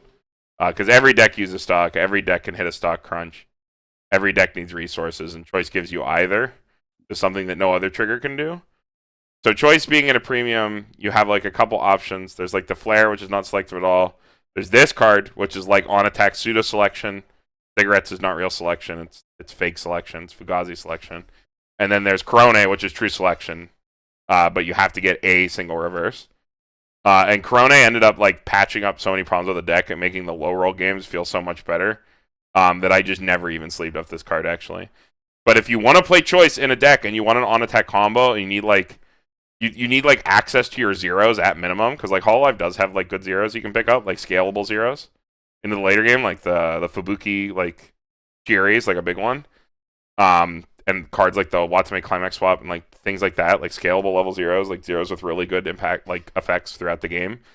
Cigarettes becomes even better, so I think Watame is like really good in any deck you slam her in. And she's just 75 on attack. 75 on attack cigarettes. Just like whatever. That's fine, yeah. Yeah, I think like in terms of like a non-interactive like go-to Climax combo when you don't know what to do and like you're slamming Corone runners in your deck because like that's kind of like the go-to like plussing zero in the meta right now, or like even if you're playing clean cut, like the clean cut's also yellow. Like it's hard to turn down a card like this that's like generally like just pretty okay and hits a good power line on a really good trigger. I guess you would play this over the Corone if you just really don't want to have to worry about a reverse in any way. Yeah, I think the Corone, I think Choo-Choo style combos are like practically on attack in a way. Your opponent can't leave you no reverse. They can. Like, I guess that's the thing, though. Maybe I think this will probably be better in English than it was in JP. Because in English, there's the ever-present AOT. I don't well think. As dude, Konosuba being Konosuba, sure. well. Are people really going to still play AOT? Yeah, I'd play it. Are we still going to play AOT? Hell yeah. I would never bring AOT to a That's tournament great. these days. It still seems okay. It's fine, but like, dude, people are going back to on reverse combos, dude. People are like stopping caring about that stuff. That doesn't make playing you can like randomly just win for free with your level 1 combo, and then you just have a bunch of other great cards in your maybe toolbox like too. I mean, I don't know, dude. I don't know if I can go back to playing like that raw, like without like fucking like early play healers and shit like that anymore. I feel like the bad games would be so bad. You're spoiled with Kaguya. AOT Yeah, and Kaguya are like sides of the same coin. Why would I play AOT when I could just play Kaguya? It's like AOT but with standby. It's a more aggressive Kaguya, if that's what aggressive. Aggressive doesn't mean anything. Every deck can slam 1k1. Not Kaguya. Yeah, they do. They got it. The door? Only half the time. Yeah, dude, and 2K1 is only half the soul. Well, it's two-thirds of the soul, but you know what I mean. Okay, well, anyway, back to the point. I think in English, there are still going to be people playing AOT. There are going to be people playing Konosuba, more so than in Japanese. There will be more Konosuba. That is legitimate. Yes. And both of those decks, their MO is deny reverses in all lanes. Konosuba by going for a triple combo every time without fail, turn after turn back to back. I think Brandon's just AOT, a sack, by the way. Getting a few reverses and then having the gears. I think normal humans will have maybe 2 combos most games. Brandon's just a disgusting sack.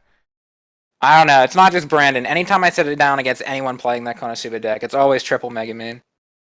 You do have a lot of tools if you play the Takitsubo to get it. But I don't think everybody plays the Takitsubo. Despite not just us preaching it. But I still think people still don't play it. There's still people playing fucking Union. So who knows? But anyway, I don't know if that's like really a plus or minus for this card. I think this card's just generally good. Like, if you're building a deck and you like don't know which level 1 combo to play and you could like pivot into any color, yellow's a generally like really good color in Hololive. And choice is a really good trigger. So, like, you don't have any downside for picking this as your level 1, I don't think. You got to play some more toolboxy zeros, but, like, who cares? Like, what kind of deck building restriction is that? I got to play good zeros now? Mm-hmm. Like, wow, imagine that. Cheap is good. Also, that fucking Climax. Fucking gorgeous. Cheap's fucking adorable. Watsume's so cute. Alright, more cheap. What'd you say, Tanner? Go ahead. I was gonna say it is deck speed, not that the set needs it as well. Oh yeah, I was gonna. Yeah, that's a good point. Deck speed is completely irrelevant, but it does have it. I guess closing thoughts. Like, which do you prefer, this or the Corone? Corone every time, I think. Just for the Rushia deck, just because you need to hit the perfect cards in that deck. So I would rather play Corone. I'm Wow, definitely wow, a wow, big, wow, wow, I'm high on the wow. Corone train too, just because I really like stacking all the reverses in the one lane. Yeah, it's much less volatile. Also gives you like perfect information about where your opponent's drawing up when you do your searches if you search last, which I'm a real sucker for. Like the Da Capo effect, because you salvage at the end, you see where your opponent's going to be, so you know what to pick up. You have more informed choices. All right, we can move on. Who card this be? Andy. Yeah, back to Andy. Okay. All right, level 3 Watame. 4 or more Hololive characters minus a level. Oh boy, that means you can play it at level 2. That's earlier than level 3. And when you play it, reveal the top card of your deck. If it is a Hololive character, you can choose one of your opponent's level 3 or lower front row characters and bottom deck it. This card's Ooh. really cool. This I is like really good, actually. Very unique, yeah. Honestly, this is way better than the. I think this is probably way better than something like the Sasha from AOT. You know, something that like on play is milling a card This and is then seeing a killing lot of something play. of that level. This is like you don't have to hit a high level. You just hit any character. You can dunk any character, and they can't even encore it. Really good in the mirror. Dunks Rusia, and they can't hand encore it. Seeing a lot of play, mainly for that reason, but also just generally being a good card. Mm-hmm. Yeah, I like it. I think the card's good. Since I'm playing IMA in my build, I can't squeeze this in, but I think if I wasn't playing IMA, I'd be playing this card. I was gonna say this definitely competes with the IMA. They're both early play.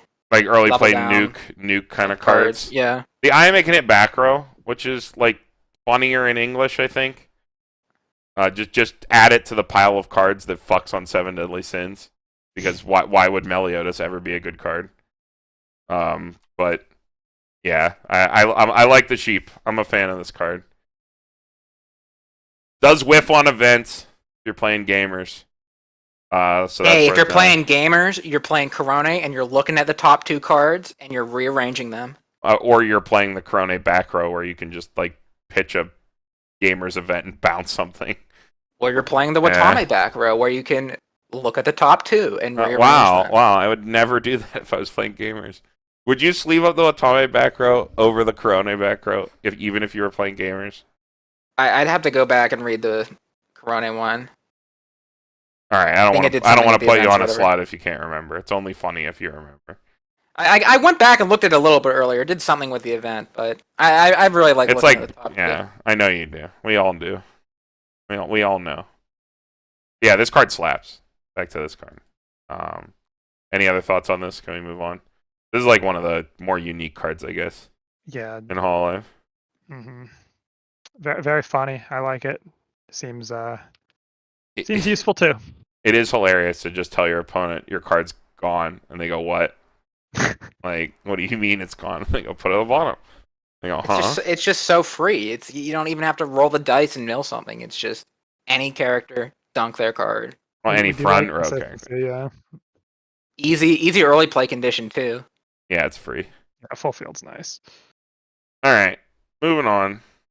Ryan. All right. We have 1-0 Watame with microphone with a little bow on it. When this card attacks, reveal the top card of your deck. If it's a Hololive character or an event, choose one of your other Hololive characters, and that character gains 3k power for the turn. It's fucking Otter, right? Or Otter did even more power. I can't remember. I don't know. It's fine. Yeah. A lot of power. Give your Luna combo some power or something. I don't know. It's if you need the power, it exists. Just to see because it's a coin flip. 3k is a lot though. Does get a better body for being a coin flip though. These are better than the 2,500 power ones that are just pumped 3k. Yeah. Only bumps other, but like sure, whatever. All right, next. Got this level 0 Watame.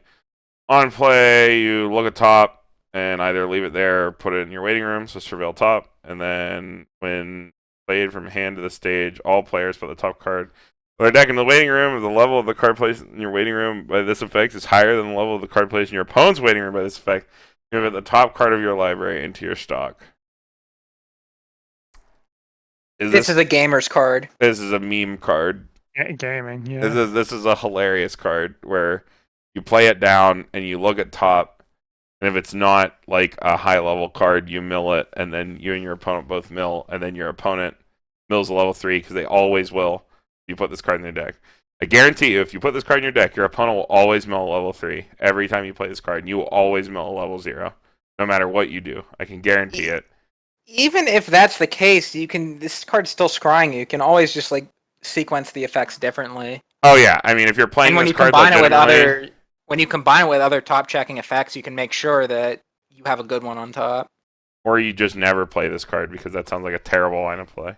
If you played this card normally, you would always do the mill first, and then you would just like surveil your top card. Wait, I don't see how that's terrible at all. You have a on-play surveil that Because this you can card does also nothing. like finagle to get you extra stock. It will never hit. And I say finagle because yes, you will be using the Corone Oh my god. runner. Sure, play this card. You have this card that top checks you. Like you have ways to manipulate it in your favor. Worst case scenario, you get a surveil out of it. I don't think that's an F at all. An F. It's an F plus. Literally just a meme card, dude. I don't think so. It's dude. You're telling me that a card that relies on your opponent milling a lower level card than you is a good card. I feel like you're rolling the dice. I mean, your opponent's rolling the dice on their deck. Why? You at least get to manipulate yours. That's It Weiss does Schwarz. force your opponent. Carmen, you shouldn't be playing this game. A card like this doesn't speak to you a little bit. It doesn't. I would never play a card like this. How many? You're not willing to play the odds on a No. card. How? Yet and you play no. Weiss Schwarz. Yeah. How many times we've been over this? I'm playing the wrong game. You tell me this every day. You tell me this every day. Every time you tell me this. I know. I still hate it. Anything that is not a guarantee is garbage. I hate it. I would never sleeve I'm gonna this. give it a real rating. I like the card. I would consider sleeving this up and playing it. It's get just extra a stock. meme, dude. It'll never work. I don't think it's a the meme at only all. I think the it's, like, only good actually part fun. about the card, the only reason I gave this card a plus is because it does mill your opponent's like top of deck. If you're in some insane situation where your opponent had to reveal their top card for turn, like a coin flip, and you play this down and you force them to mill the climax they revealed, wow, that's hilarious. It's almost just as dumb as those stupid cards that put your opponent's top card of deck blindly into their clock. Wow, I fucking love Snipe Cosmo. What a great card. What a great guarantee and things I should base my entire game plan around. Like, it's just a fucking waste of time. Well, actually, speaking of that, is there actually any way to top check your opponent? I don't know. Hololive? Good question. I doubt it. It doesn't. That's if you can, then this card becomes a lot better. Wow, I can't wait to neg 3 to get one stock. To play a completely separate card, to check my opponent's deck, to then play this card. So then I neg 2 to get one stock. That's a really cool play. And then my cards lose field because they're 1,000, 1,500 power. I mean, any level 0 would lose field by that argument. No, they wouldn't. That's not really an argument at all. That's any level 0 will die to their higher level character. Sure. What if you're at level 0? Oh my god! Not every card's going to be good in every situation. It has value throughout the game. That's what's good about yeah, it. not every card is going to be good in every situation, but I would argue that this card is bad in nearly every situation. If there actually is a way to top check your opponent consistently, and you see they have a climax on top, you play this and you mill it, and you're like, wow, let's go. And then they cancel anyway. Because then you took a really bad line on your turn that led to you losing the game because you spent too many cards to get a cute effect when you could have just played good cards. I mean, I don't think this is like a bad card on its own. I think it's fine. Dude, you gotta be kidding me. This has to be like a joke. This is really No. bad. No, I'm not joking at all. I'm Explain like to 100% me. serious. Explain to me how playing two cards, because you're saying there's a theoretical other card, right? That checks your opponent's deck, right? You're saying this card exists, and because of that card, this card is made better. So you're gonna play two cards that probably do nothing else To coin flip your opponent's deck for 1 stock. I mean, I think that's like one aspect of it. That's like the ceiling of the card. Are you aware that you when can, that happens, it happens. Are you aware that you can play any card to the field and attack with it and get a stock? Yeah, but I mean, this card would get you 2 stock then. It would This get you an extra card- stock. I would be more on board with your line of thought here if this was like draw 2 if you hit. Maybe that would make it playable. Maybe then I could like consider it. But like 1 fucking stock and it's blind? 1 blind stock? Like, are you serious? There's literally a blind stalker in the set where you can just get a reverse and get a blind stock. Is there not? Didn't we see that card earlier? I think somewhere, yeah, but this is like more versatile. It's a level 0. It scries you. It fills multiple roles. It does multiple things. It doesn't. It does one thing. It scries you, and then the other effect does nothing. There are other cards that surveil you. If you want to check the top of your deck, you have the Coronet Runner, which is like an actually good card. It does like an actually meaningful thing, which is run. This does. I mean, the second effect is just a coin flip. Okay. All right. So we're on the same page then. Second effect is a coin flip. So why vanilla run surveil coin flip level 0s? They can whiff. No, because okay, that's the exact same argument we had over that Morphonica card. Why leave something up to chance? They can whiff. You would never play coin flip unless you had to anyway. Who sleeves a coin flip because they want to? Sal. Yeah, I guess Gar is the only deck. I think there's a lot of decks that play coin flips. There's like 1 or 2. Sal plays it. Overlord plays it. Anything that has a good coin flip will play it. You named the only Grand 2. Order. You named the only 2. That was 3. Just anything with a good coin flip. Bang Dream has a coin flip. They'll play it. I guess they play Bar Standby JoJo, but I don't play it because I want to. I play it because I need a red level 0. the FGO one's good because it turns itself into another card if you hit. That's another good one. We can add that one to the list.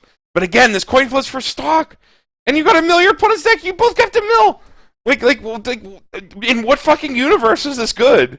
Like, I am legitimately struggling to even like halfway reconcile with your viewpoint here, Carmen. I think if you took the first effect and you copy and pasted it above the first effect, you would like this card a lot better. I can do it right now. Here you go. Okay. I still hate it. It's still an F. But if you look at it this way, Andy, I already told you. You have a raw coin flip. Coin flip on the first effect, and then the second effect you get to scry on play. You're goldfishing me. I told you when we originally looked at the card that you would never do you would never play it how we originally had it. You would always play it like this.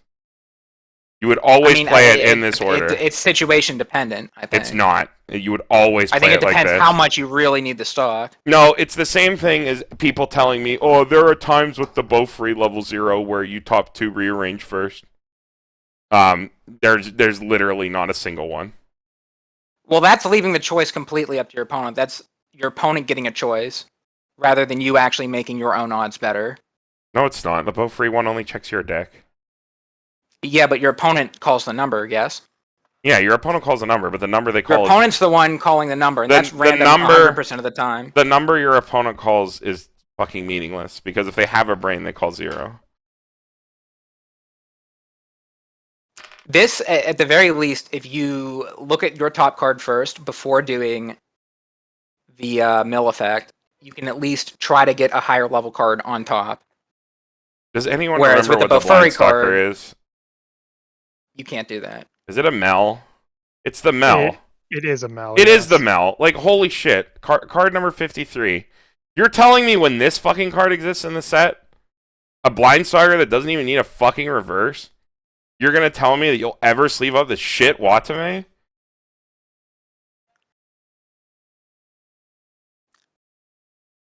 Like I know we like do these set reviews and then like there's like a week and then like we do the other one. But like come on. Like there's no actual way that you would ever actually tell me you'd sleeve this card. I mean, if you want a way to get an extra stock, but you're not in yellow, play this. How will it ever hit? How will it ever hit? Like when are you ever getting the stock on When this? do you ever flip a coin and it comes up heads? Only every other time you play a coin flip effect. Oh my god, this is so much lower than flipping. This is not a 50-50. How is it not a 50-50? Because it's matchup You and your opponent dependent are as well. each It depends milling how It's many matchup threes you dependent, play, it's how deck many state twos you dependent. play. Yeah. What do they play? The deck state. Like, theirs is way less than a 50-50 or way more depending on what you're doing. 90% of the time, it's way less. I don't think you're actually doing the math on that. This is actually like a blind 50-50 pretty much. Even if you If evaluate really, it that way. Yeah, if you really know the situation, I guess you could say it's higher or lower. Even if you evaluate it as a 50-50, it's still a worthless slot spent on this. You do not need a card where all it does is surveil, Andy. That is not a card you need in your deck. You do not need a card in your deck, in any modern fucking deck, where all it does is surveil. The card has to do something else meaningful. And don't even tell me that other effect is meaningful. It is. It's 50% chance you get an extra stock. That's no, it's super not. meaningful. Even if you evaluate it as a 50-50, it's a 50-50 to get a random blind stock. Yeah. You blind stock with the other one too. What's the disconnect? It's also like a force mill. What if you just mill a Climax out of your deck with this? What if your opponent just mills a Climax out of their deck with this? I mean, your opponent doesn't matter. Like, your opponent doesn't matter when you evaluate cards like this. It's literally just like, does it hit? Sure. Like, it's hilarious when this card goes off. You get a free I'm not stock really card. evaluating it on what the opponent hits with it. That was just like a counterpoint to your 1 point you just made there. Sure, but generally speaking, why would you ever do that? I'm not really evaluating it on that. If you want, like, mill, there are so many other things you could do. Like, it's just random. I mean, you're not playing it for it to be a mill card. You're playing it. It just so happens to mill to maybe get you a stock. So why? Why would you do that when you could play other cards that give you stock? When you could literally just play Choice Trigger in your deck? Well, again, going back to the point I made earlier, you said, why would you play this over the, the Mel from... The 1-0, because it's yellow. Sure. Okay, let's look at it a different way. That's like one case. Would you ever sleeve this card over this Kanata that you just fucking gushed over? At least that card I can fucking see the reasoning behind playing it. I can never see the reasoning behind playing this. I think this card's better, like, a better baseline than the Kanata. I think the Kanata card is pretty much always useless, other than that 1 point when it is useful. You're giving them the same grade? Yeah, you're literally giving them the same grade. Well, I mean, using an A through F scale is like... How am I supposed to rate that Kanata? It's like the best card ever in the deck where it's good. But that's like... Well, yeah, that's why pretty much what a C+ is. Yeah, it's a niche card. It's super, super niche. This is more broadly playable, but it's less good overall. So it's still kind of like a niche card. Okay, alright. Well, Andy and I have fucking spoke long enough. Here's what it is. I'll just tell you the letter of the day today, and that'll tell you what this card is. Moving on. No, Brian... I was gonna say, end it. Brian and Tanner. I think that's Tanner. What are your ratings? I really don't respect that, like, at all. Like, I'm sitting here like giving actual points, and you're just posting memes. Like, pretty douchey thing to do, actually. No, okay. Look, if you like, that's what I said. No reason to Brian and Tanner, chime in with your unironic opinions. Go. Unironically, there is no reason to play this. One stock on a coin flip. There's so many good level zeros in this set. If you're wanting it for yellow fix, you're playing Corona. There's genuinely no reason to play this card. That's why it's an F in my opinion. I think I'm close to an agreement with Tanner there.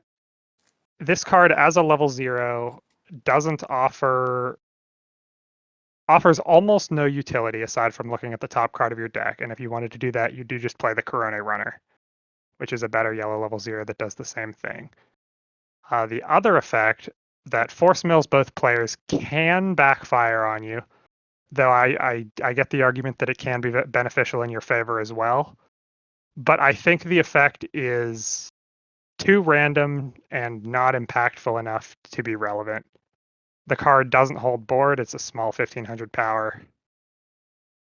And I don't think it's unplayable, but it's definitely not good. I'd probably give it a D if I was being realistic. And I just want to say, when I when I look at a card, I always want to consider worst case scenario for its effects. Like, sure, you can look at this as a 50-50, but like when I see this, I want to assume more times than not it's not going to hit, and if it doesn't, I get a surveil on a 1500 body. Like, that's my genuine reasoning behind why I don't think that you would sleeve this ever. Mm-hmm. I mean, when the Corone is the same, basically the same effect on a similar sized body that also has a field plussing effect that pluses you eventually. Or See, it's not occasionally, just rather. me. I'm not just fucking like naysaying it. Shit card. I mean, the Corona is definitely a much better card. That's why we all unanimously gave it like A pluses or S's. I think A pluses. That sounds Because it about is right. like Mm-hmm. an actual excellent card. I don't think me giving this a C plus is like a incorrect score. I think this is a niche card. I think it's something you usually would not sleeve up. I don't think it is the most terrible thing ever. If we look at pretty much any other card in this set review, and any set review we do, things that are C's rarely get sleeved up. That doesn't mean they're bad cards. I don't think this is a bad card in general. I think, yes, it is lower power level. It would have to be a specific build where I'm like really hard up for that extra stock and the scry to actually sleeve it up. But I think there is maybe a deck out there that could play this. I don't think it is an actual F tier terrible garbage card. Like, I think there's actually a reason you could choose to play this. I can respect that. I think that's what SC indicates. I'll just leave it at my F then, because I think it is a card that I would not only not sleeve, but is a card that is worthless in the set. Like, there's not a reason to play it. Yeah, I think we're at one of those moments where we're just having one of those. None of us are sleeving it. None of us are sleeving the card. Does it matter? We should just move on. Yeah. Yeah, none of us are sleeving the card. Does it actually matter? Move on. Who is this again? I have who read that? Who read that? That's one? me. It's me. Okay. 2/1 Toa. It's a level assist, and when it's placed from hand to stage, reveal the top card. If it's level 1 or lower, put it to stock. And put this in the waiting room. Choose one of your opponent's characters. Move it to an empty row. This is your support for your Coco finisher that needs to get a reverse. That's why it exists. It pulls stuff up to guarantee your reverse. I like that. Yeah. I mean, it has to kill itself to do it, and it's a 2/1. But, like, I mean, that's when it's good, it's good. Yeah, if you desperately need the reverse, it gets you there. So I think it's fine. Good in that deck, I think. It is playable specifically in that deck, which I guess makes it closer to niche then, like a B minus maybe. Is it a B? It's like, yeah, it is better than a C plus, because it is just it could randomly screw over your opponent, even when you're not in that deck. Like, but not even necessarily for the Coco combo, but reverse combos in general. Being able to guarantee a reverse in one lane is relevant. All right. Moving on. This is back up to Andy. Okay, we got this Toa Climax combo. When you attack, if you have Little Devil Eyes in your Climax zone, and another character, you can burn 2 damage to your opponent twice. What? By paying 2 and discarding the event card, I think? Yeah, or is it hold a on. Hololive 4th gen I was on the wrong card. That's the burn for twice event. So you can use it as a burn 2 twice instead. I gotta find the event. I screwed up. Oh, isn't there a card that has the event on it? There we go. The one Kanata does? There we go.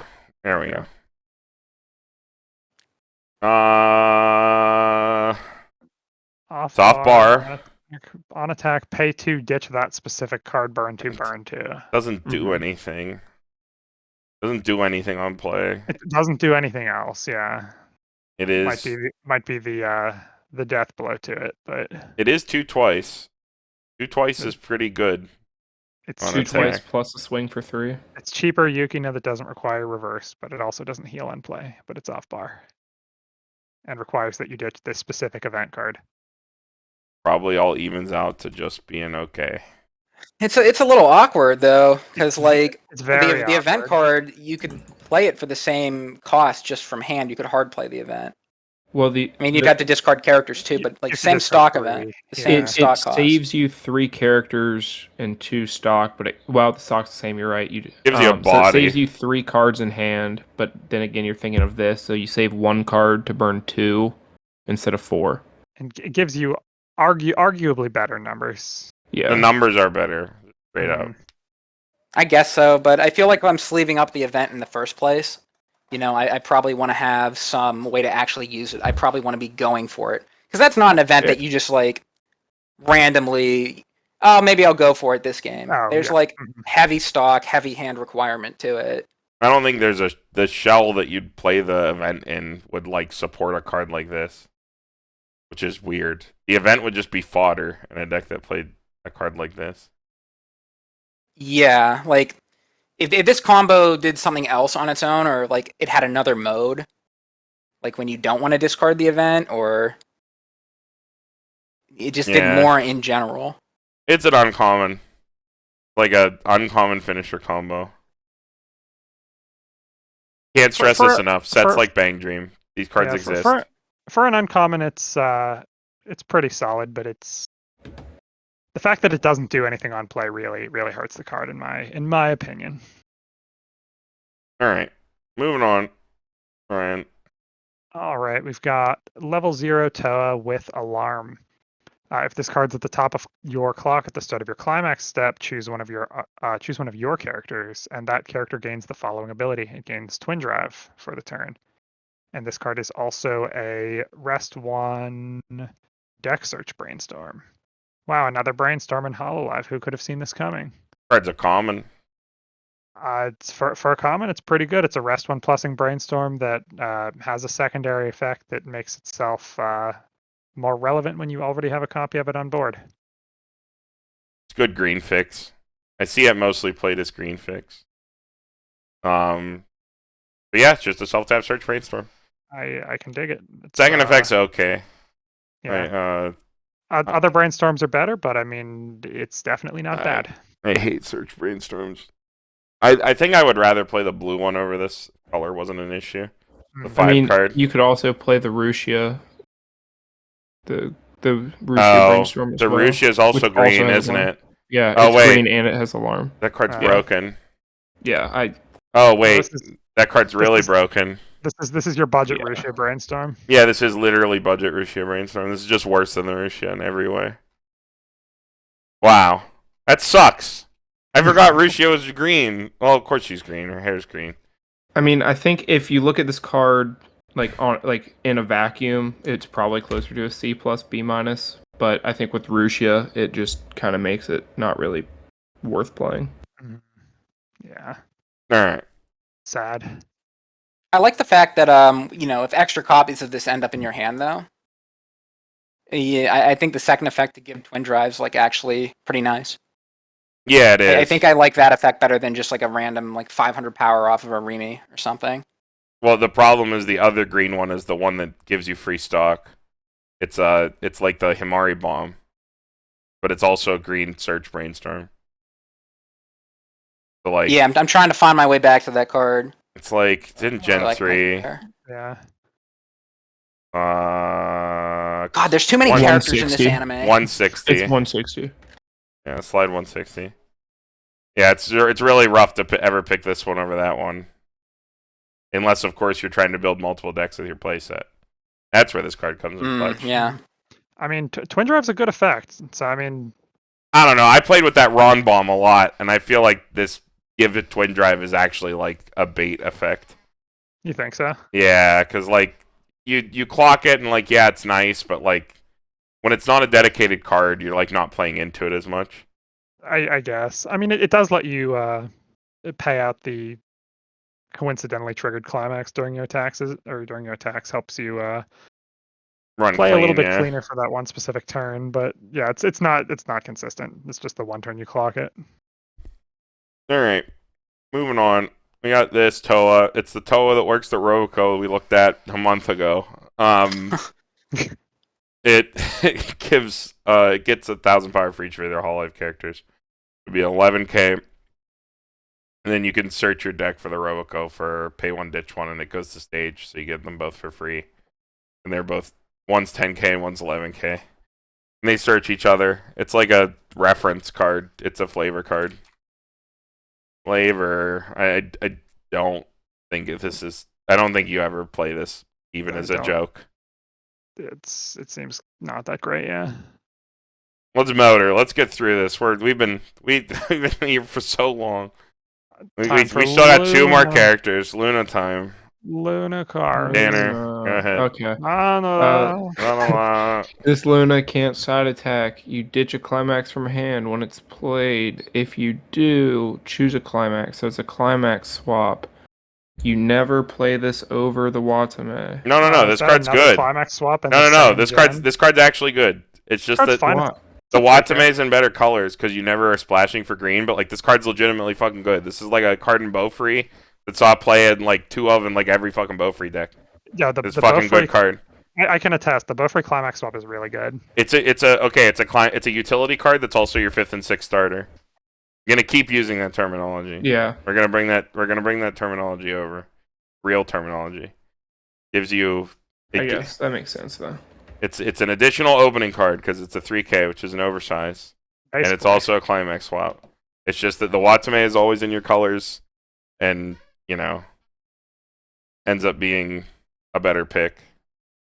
I mean, I guess you could pick either one though, depending on what color you need the extra color fix for. If you don't need like, the if you color, just need like a little bit higher green ratio or a little bit higher yellow ratio, you could easily switch between the two. Color independently, I think you probably play the Luna. I'm gonna be honest, but I really like this profile. I'm pretty biased. Mm-hmm. Yeah, I mean it's pretty good. Yeah. All right, moving on. This is back to Andy, right? Yeah. I believe so. Okay. You got this Luna with the crown. Minus a level on stage. And if you have 2 or more other level 0 or lower characters, this gets 500 power, and the effect, when your other character is front attacked, you can pay 1, put this to waiting room, and return that other character to the hand. This is a JC. Wait, there's JC in this set? Yeah, they have JC. I guess so, yeah. If you have a back row, your back row, this is live. That's the thing. You gotta basically full field it. Or have another level 0 in your front row. Actually, does this give some merit maybe to the Luna combo? Level 1 Luna combo? Yeah, because they're also... All Lunas are level 0. All Lunas are level 0, so...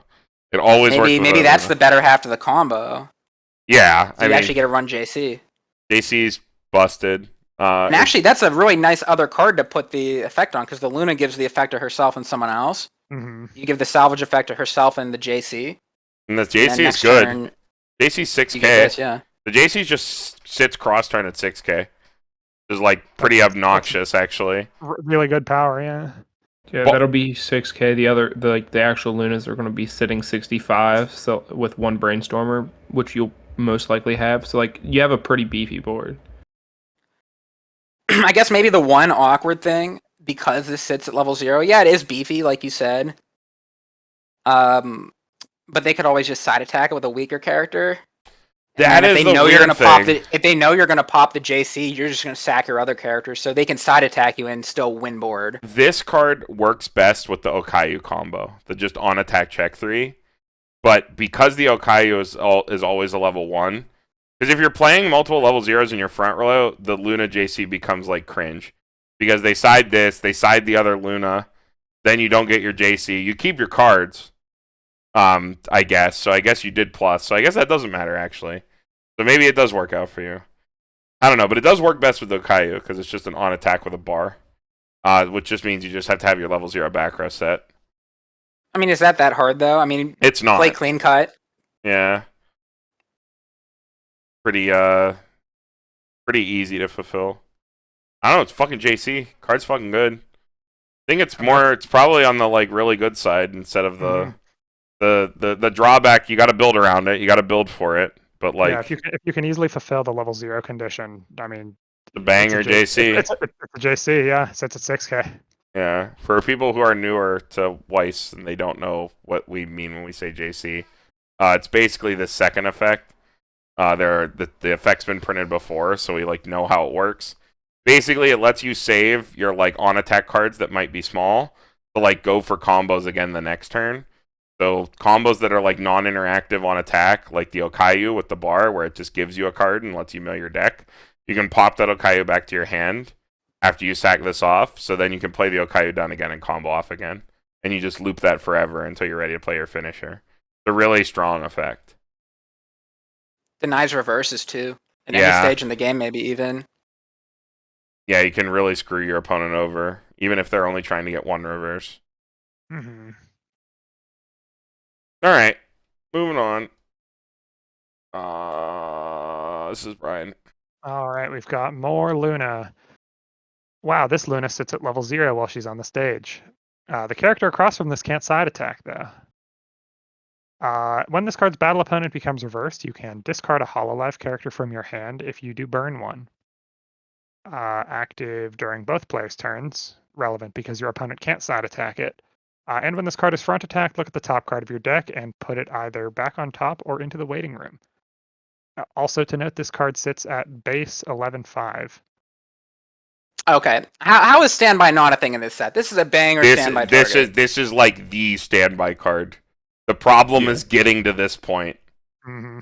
Have you seen the meme going around because of Zombieland? Of it's like the one girl, she's like standing there, and it has like a quote over her, and it says like, any deck can have a great finisher, but like if it doesn't have other cards, it won't work. But then like the person taking a picture of her on her phone is just like the phone is only on her chest where it says the deck has a great finisher. I did see. Yeah, that, it's actually that's this card in a nutshell. I think this card fucking slaps for standby. Like you fucking sit this shit down. It's burning your opponent on both turns, and it's got check and wreck. Like that's a fucking slam dunk. But how do you get there? That's the problem. But the card itself is good. This is like Tengen Toppa Gurren Lagann, but just one card and not three. And has check and wreck. And is only and ditch a just card. Better. Not pay There it one, is. ditch one. Yeah, this one. This one. Yeah, this meme. Yeah. Yeah, that's literally basically this card. Thanks, Tanner. Yeah. I like it. This slaps. card's like Yeah. it's good. It's a fucking banger standby card. I got nothing else to say. Yeah, I like it. If anyone ever makes standby work, this card's definitely in that deck. Yeah, for sure. Card is insane. You could also run this as like. Could you run this kind of as an off finisher too, maybe? Because you do have the burn one that can happen on both turns, but it also has that defensive. It does have check and wreck. Frontal attack effect. If you had like a surplus of stock in a deck that you could spend on and not worry about like losing a heal or like a cantrip, might be fine. Maybe. I have Wow, a seen surplus of some stock. bar standbys try this. There's been a few that are floating around, like with the Miko Sora, that have just this to in there just in slam case. this down. Yeah. Yeah. I mean, never. that's probably the best deck that fields the card, right? Like ever. Like, it is worse than another Sora combo, but if you're not Sora comboing, or you don't foresee yourself being able to Sora combo, you can put this out on a standby trigger in whatever lane you didn't combo. And then you have a check and wreck, as well as the Neg Souls. So, yeah, I could see that. Alright, 5 more cards.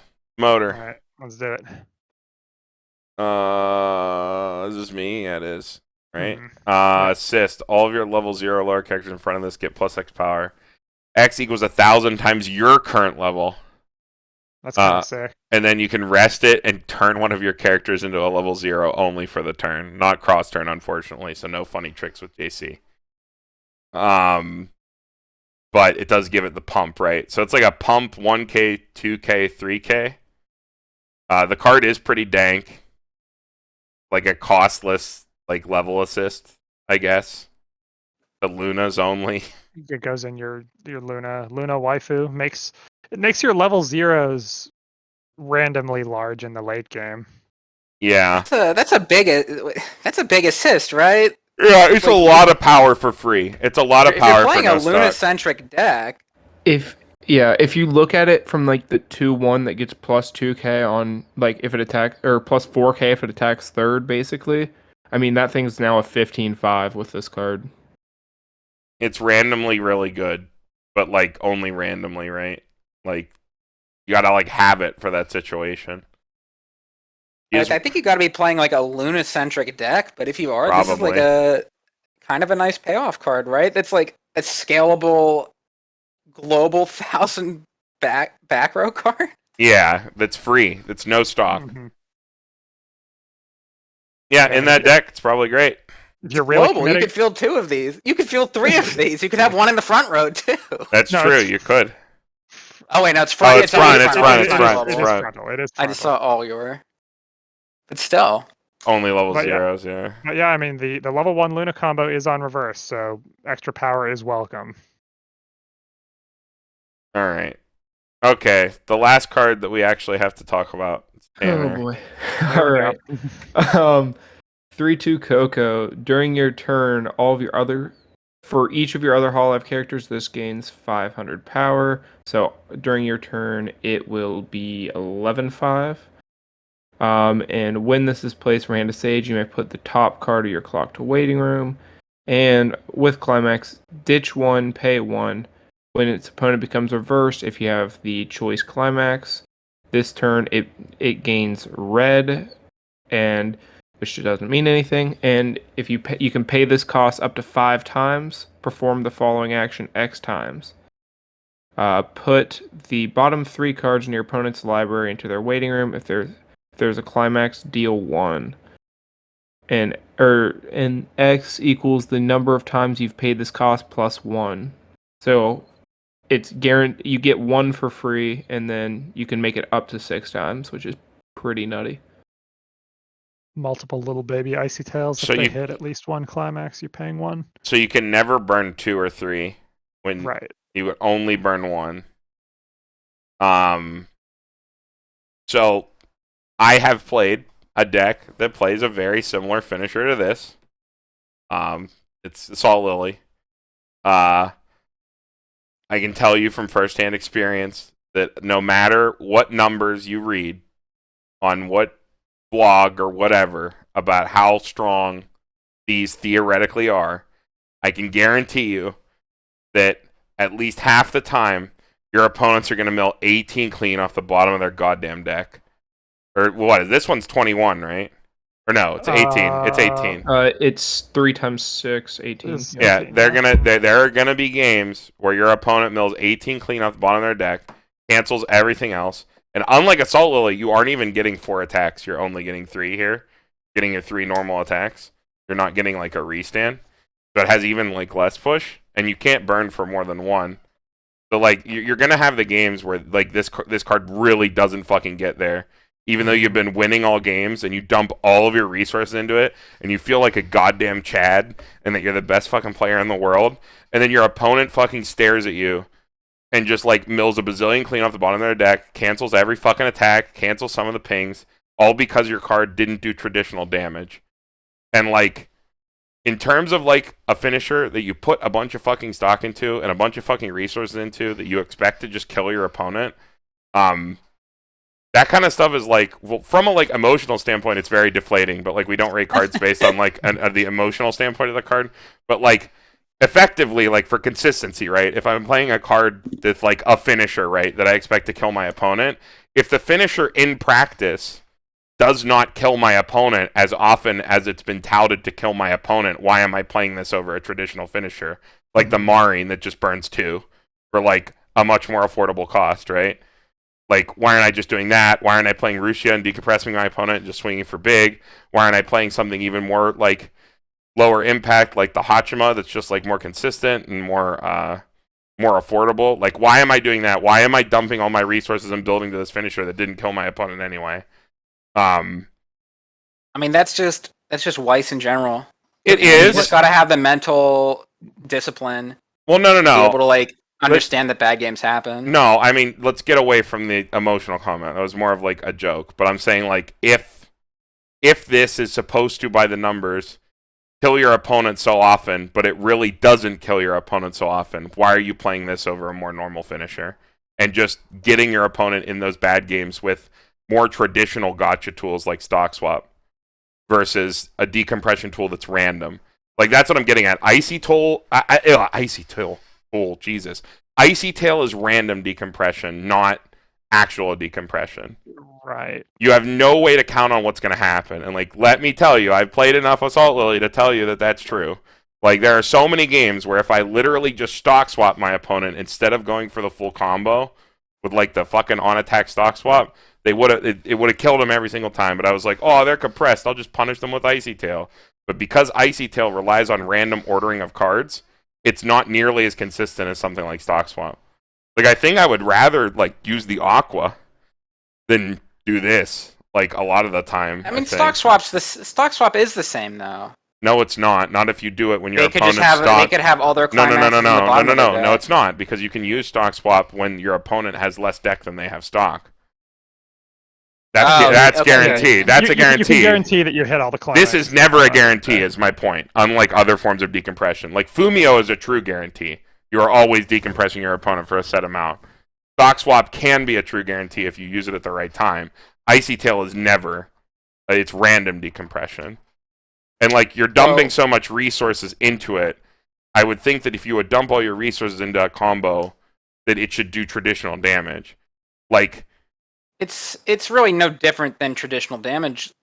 It is, though, because it's random. Because you have let's say you have a last shot scene on attack, burn 4. Sure. Yes. Right? Your opponent can be insanely compressed and just top 4 of their deck was clean. And they eat shit. Yes, exactly. That's like the same thing that happens in the situation you described. But instead of their climaxes being at the bottom of their deck, they're at the top of their deck. But I didn't even get to the worst part. Even if you sack your opponent with this, you lose. Because you can only burn up to 1. Well, each time. Up to one each time. So even if your opponent's like bottom of their deck is heavy, for lack of a better way to describe it, if the bottom of your opponent's deck is heavy, if that deck's got a fat ass, dude, like, you just get punished by it anyway. Because, like, you can only burn this and it's a 1. If you're doing this effect 5 times, and the first time you mill 3 climaxes, you burn them for 1. Even if you hit 2 in any instance, I feel like that feels disgustingly bad. Then I don't know if it's actually bad. I don't know if it's actually bad by the math, but that can't feel good. I mean, I'm not sure it does, because you're still removing climaxes from their deck, especially if it's on your first instance of this. If you do it first, right, which makes it even more intensive. Right, but then they're not in your opponent's deck going forward, so your other attacks are more likely to stick. But this is so heavy cost. But you have to ditch it first, right? If you want to get the full effect off of this. I mean, I feel like you want to swing with this last, so you have enough resources to go up to 5 times if you need to. Yeah, I mean, do you really want to, though? Would you rather play 3 of these and heal 3 times when you play 3 of them, and have each one do the Icy Tail effect twice? That is a thing. Pay 1 ditch for each one. That is a thing you can do with this deck that you cannot do with Assault Lily, because Assault Lily stacks them in such a way that you have to attack in a very specific order. So that is I was going to mention that near the end. That is one thing that this has over that, is that you can field multiple and realistically do. What is it? That's 18 cards, right? If you do each one, when the battle opponent of this becomes reversed, so that is if you do pay 1 ditch 1 for each one, that's still 18 cards. And so if you need to reach, you can. That's you can what, 6 stock. That's only 6 stock. So maybe because it's less intensive. But I mean, you need all that hand too. You only need 3 hand. Pay 1 ditch 1. You only need 3 hand on top of 3 hand, 3 stock. Yeah, that's reasonable. It's pretty normal triple finisher cost, I feel like. So to do 18 cards, you need 5 stock, 5 hand. If you have one. No, But if you have one. three, One. If you have field three of you these, only need. If you You field field three of 3, these- you only need, yeah. and you pay 1 ditch 1 for each Coco, then each Coco mills 6 by itself, and 3 Cocos each milling Yeah, 6 is 18 cards. Each one does X plus 1, so if you pay cost once, each one does 2 instances. Each one does the I mill see. 3 twice. Yeah. So it is best to split them. 3 attacks and 18 mills. You might refresh your opponent twice. I've done it a lot. With that many cards, it does happen. You do get like the double refresh points sometimes, depending on what your opponent's deck's like. Which can be pretty dank if they're already at level 3. But yeah, I don't know. Well, I've said my piece about like theoretical reach versus like actualized reach. That's really all I wanted to say about these kinds of combos. Is like they're not as guaranteed in like OMG, ZOMG, incredible, my opponent dies every time, as you might be led to believe.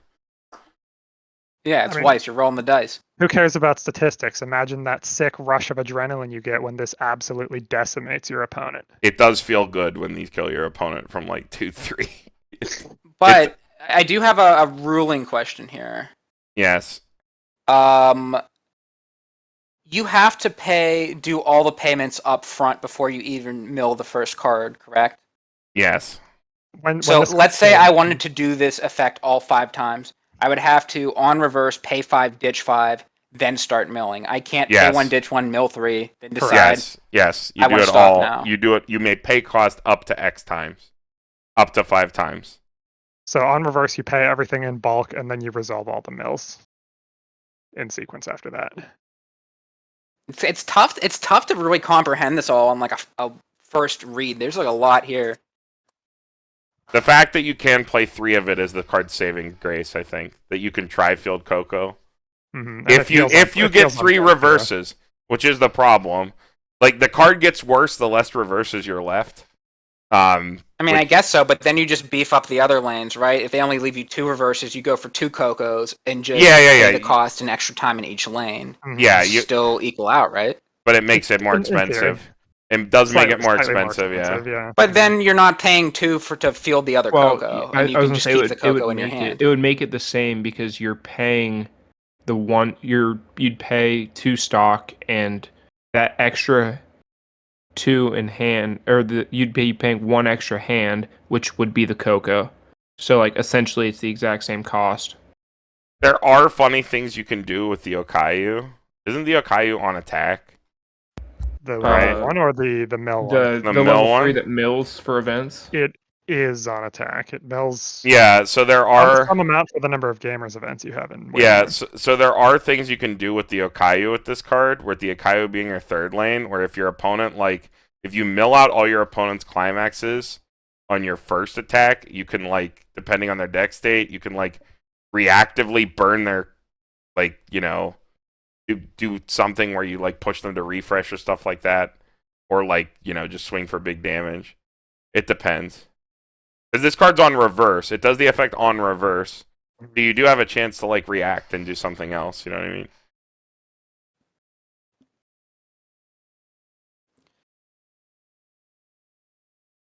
But yeah, I don't know. I already said my piece about inconsistency of Icy Tails. Don't fall for it, everyone. It sounds better than it is, but the card's still fine. Being able to triple it is the good part. Yeah, I'm very interested in playing around with this and seeing how it actually feels in my hands. Also, an 11-5, 12-5 healer on attack. Like, okay, like you're probably getting the reverse unless your opponent's doing something dumb. You have the Oa to get you a reverse too. So, like, I mean, card seems good. It might not be the optimal finisher in the set, but it seems fun enough. Yeah. It's definitely interesting.